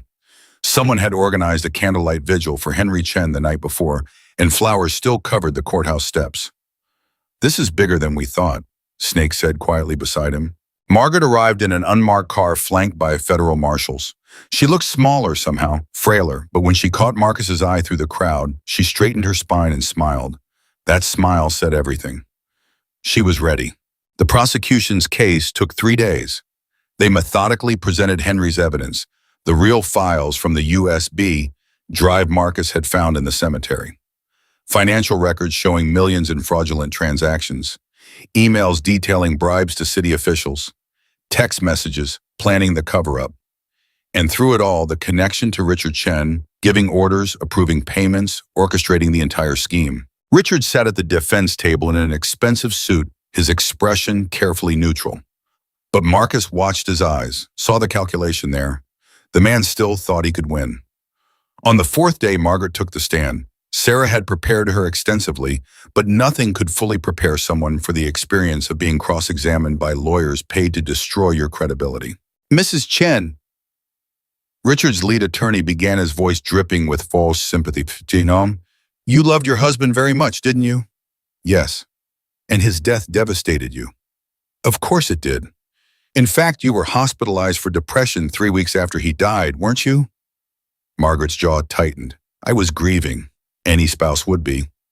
But you were prescribed antidepressants and anti-anxiety medication. Strong doses. Medications that can cause confusion, paranoia, even delusions." Sarah stood. "Objection. Counselor is not a medical expert." "Sustained," the judge said. But the damage was done. The jury had heard it. Richard's lawyer continued hammering at Margaret's mental state, suggesting her fear of Silver Point was manufactured, that she'd convinced herself of a conspiracy that didn't exist. Marcus watched Margaret's hands shake in her lap, saw her fighting to keep her composure. Then the lawyer made a mistake. "Mrs. Chen, isn't it true that you needed money after your husband's death, that you were facing foreclosure on your home, that perhaps you saw an opportunity to profit from false accusations?" Margaret's head snapped up. "My husband died protecting people he'd never met from being cheated by your client. He died doing the right thing. And you stand there and accuse me of making it up for money." Her voice rose. "I don't want money. I want justice. I want Richard Chen and everyone like him to pay for what they've done. Not just to Henry, but to Daniel Ferraro, to every family whose land they stole, every person whose life they destroyed for profit. The courtroom went silent. Even Richard's lawyer seemed taken aback. "No further questions," he said quietly. That night, Marcus found Margaret in the witness room, staring at her hands. "You did good today," he said. "Did I? Because I lost my temper. Sarah told me not to do that." "You told the truth. That's what matters." Margaret looked up at him, tears in her eyes. "What if it's not enough? What if the jury believes their version, that I'm just a crazy old woman who can't let go? Then we appeal. And if that doesn't work, we find another way. But Margaret," he sat down beside her, "I don't think that's going to happen. The jury saw you up there, saw your strength, saw someone who's been through hell and refuses to break. That's powerful." "I'm terrified," she whispered. "Every night I dream about Henry, about what they did to him, what they might do to me if Richard walks free." "He's not walking free, and you're not alone. You've got me, got Snake and the whole club, got Sarah and Martinez and dozens of people who believe in what you're doing. That has to count for something." She squeezed his hand. "It counts for everything." The prosecution rested 2 days later. Richard's defense was predictable: attack the evidence, attack the witnesses' claim everything was a misunderstanding or the work of rogue employees Richard knew nothing about. They brought in character witnesses who testified to Richard's integrity, his charitable work, his standing in the community. But Sarah was ready for them. On cross-examination, she revealed that every character witness had either received money from Silver Point or had business relationships that would suffer if Silver Point fell. She showed that Richard's charitable work was actually a tax dodge. She systematically dismantled every defense argument. The turning point came when Sarah called an unexpected witness. A man named Thomas Vega, former head of security for Silver Point. "Mr. Vega," Sarah began, "can you tell the court about your employment with Silver Point Incorporated?" "I worked there for 8 years. My job was to protect company assets and handle sensitive situations." "What kind of sensitive situations?" Vega looked at Richard and something passed between them. Then Vega turned back to Sarah. "I was ordered to conduct illegal surveillance on Henry Chen in the months before his death, to follow him, monitor his communications reports on his activities." The courtroom erupted. The judge called for order. Richard's lawyers were on their feet objecting, demanding to know why they hadn't been informed of this witness. "Your Honor," Sarah said calmly, "Mr. Vega only came forward yesterday after seeing Mrs. Chen's testimony. He contacted my office directly." The judge allowed it. Vega continued, "Mr. Chen knew someone was following him. He was careful, covered his tracks. But we knew he'd copied files. Mr. Richard Chen ordered me to find those files. When I couldn't, he brought in Sentinel Solutions." "What did Sentinel Solutions do?" "I don't know the details. I was kept out of it. But 3 weeks later, Henry Chen was dead." Vega's voice shook. "I knew it wasn't natural causes, knew it couldn't be. But I was scared. They'd already killed one man, maybe more. I kept quiet." "Why are you coming forward now?" "Because I saw Mrs. Chen on that stand, saw her courage, and I realized I couldn't live with myself if I didn't tell the truth." He looked at the jury. Richard Chen ordered surveillance on a whistleblower, and when that whistleblower couldn't be intimidated, Richard brought in people who could make the problem disappear permanently. That's murder, and I won't be silent about it anymore. Richard's face had gone white. His lawyers were whispering furiously, flipping through papers trying to find a way to discredit this witness, but Vega had brought documentation, internal, Silver Point emails, surveillance logs, payment records to Sentinel Solutions. Everything corroborated his testimony. The defense tried to recover, but the momentum had shifted. The jury's expressions had changed. Where before there'd been uncertainty, now there was conviction. Closing arguments took a full day. Sarah was masterful, weaving together Henry's evidence, Margaret's testimony, Vega's revelations, the jailhouse recording, everything into a comprehensive picture of corruption and murder. Richard's lawyers argued reasonable doubt tried to muddy the waters, but you could see they knew it was over. The jury deliberated for 16 hours. Marcus spent that time at the courthouse, unable to leave, unable to do anything but wait. Margaret sat with him, her hand in his, both of them silent. When the jury returned, the courtroom was packed. Marcus saw Jennifer Rollins there with her husband, saw families of other Silver Point victims, Saw reporters and activists and ordinary people who'd followed the case and wanted to see justice done. Has the jury reached a verdict? The judge asked. We have, Your Honor. The foreman stood holding a piece of paper that held all their hopes. On the count of fraud in the first degree, we find the defendant guilty. On the count of conspiracy to commit fraud, guilty. On the count of bribery of public officials, guilty. On the count of conspiracy to commit murder. The foreman paused and Marcus felt Margaret's hand tighten in his. Guilty. The courtroom exploded. People cheering, crying, embracing. Margaret collapsed into Marcus's arms, sobbing. Richard sat frozen at the defense table, his face blank with shock. His lawyers were already filing notices of appeal, but everyone knew it was over. Justice had won. Outside the courthouse, news crews swarmed them. Margaret stood at the microphone, Marcus beside her, and faced the cameras with the same courage she'd shown that first night in the diner. My husband Henry believed in doing the right thing, she said, her voice steady, even when it was hard, even when it cost him everything.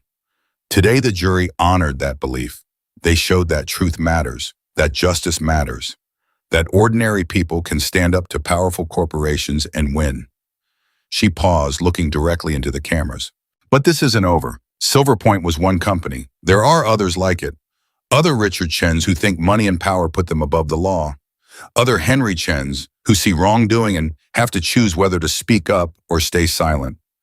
I'm here to tell those people, speak up. Fight back. You're not alone. There are people who will stand with you, who will protect you, who will help you get justice. She turned to Marcus. People like my grandson and his brothers. People who see someone in trouble and don't look away. This victory belongs to all of them as much as it belongs to Henry and me. The reporters shouted questions, but Margaret was done. She stepped back, exhausted but triumphant. Marcus led her to the waiting car, and as they drove away, he saw something he'd never seen before. People lining the streets, applauding, some holding signs thanking them, others just standing there bearing witness to the fact that sometimes, against all odds, the good guys won. The sentencing hearing was 3 weeks later. Richard Chen received 25 years in federal prison.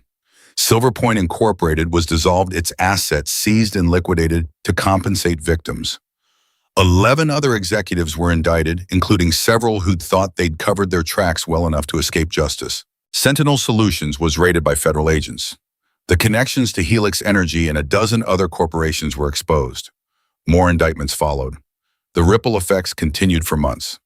But for Marcus and Margaret, the real celebration came on a quiet Sunday afternoon at the clubhouse. Margaret had insisted on hosting a family dinner, her word family, for everyone who'd been part of the fight. She cooked, actually cooked, refused all offers of help, and spent 6 hours in the clubhouse kitchen making enough food to feed 40 people. Traditional Chinese dishes that Henry had taught her to make comfort food from her own childhood and apple pie because she said every family dinner needed apple pie. They ate at tables pushed together in the main room. Marcus sat beside Margaret with Snake on his other side. Sarah and Davis were there. Martinez came with her husband, Jennifer Rollins, and the other clients. Tommy and Lily and Wrench and all the Iron Reapers who'd become part of this strange new mission. I want to make a toast, Margaret said, standing. Her voice was stronger than it had been in months. To my husband Henry, who saw wrongdoing and refused to look away. To Marcus, who answered a desperate plea from a stranger and changed my life. To all of you who proved that family isn't just blood, it's choosing to stand together when everything's trying to tear you apart. She raised her glass. To justice, to family, to second chances and new beginnings. To family, everyone echoed. After dinner, Marcus found Margaret standing outside looking up at the stars. You okay? He asked. I was just thinking about that night, the diner, how terrified I was, how certain I was going to do. She smiled, and how I walked in and saw you sitting there and somehow knew you'd help me. Don't ask me how, but I knew. You saved yourself, Marcus said. I just gave you a place to stand. We saved each other, she corrected. You gave me protection and strength. I gave you purpose. Fair trade, I'd say. More than fair. They stood in comfortable silence for a moment. Then Margaret spoke again. The fund is growing. We've got enough now to help maybe 20 cases at once. Real investigations. Real legal support. Sarah's talking about expanding, hiring more staff, making this permanent. What do you think? I think Henry would love it. His death exposing corruption and sparking something bigger. Something that helps others fight back. She looked at Marcus. But it's your decision. Yours and in Snake's and the clubs. This changes what the Iron Reapers are. Changes what you are. Once you commit to this fully, there's no going back to how things were. Marcus thought about the club he'd joined 20 years ago. About the young man who'd been looking for somewhere to belong, for brothers who'd accept him despite his mistakes. About the years of riding and drinking and getting into the kind of trouble that kept them on the wrong side of the law. Then he thought about Jennifer Rollins' husband, who'd found the will to live again because someone believed him. About the families who'd gotten justice for their loved ones. About Margaret who'd walked out of that courtroom with her head high and her husband's name cleared. There's nothing to go back to, he said. This is who we are now, who we're supposed to be. Margaret hugged him tight. Your mother would be so proud. Yeah, Marcus said quietly. I think she would be. The weeks turned into months. The Henry Chen Fund officially incorporated as a nonprofit. Sarah became executive director with Marcus and Snake on the board. They hired investigators, lawyers, support staff. Expanded to an actual office downtown, though they kept using the clubhouse for sensitive meetings. Cases flooded in. They took maybe 1 in 10, focusing on situations where powerful interests were crushing people who couldn't fight back. A pharmaceutical company covering up drug side effects. A police department systematically targeting minority communities. A nursing home chain committing Medicare fraud while neglecting patients. Each case was a war. Each victory hard won. But they won more often than they lost, and even the losses moved the needle. Every case that went public made the next one easier. Every corporation that faced consequences made the next one think twice. Marcus's life transformed in ways he never expected.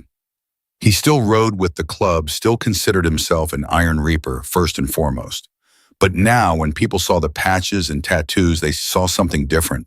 Not criminals to fear, but protectors to trust. Margaret became a regular fixture at the clubhouse. She kept her own apartment, but spent most weekends there cooking massive meals and fussing over everyone like the grandmother she'd claimed to be that first night. Some of the younger prospects started actually calling her grandma, and she loved every second of it. You know what's funny, she said one evening sitting on the clubhouse steps with Marcus.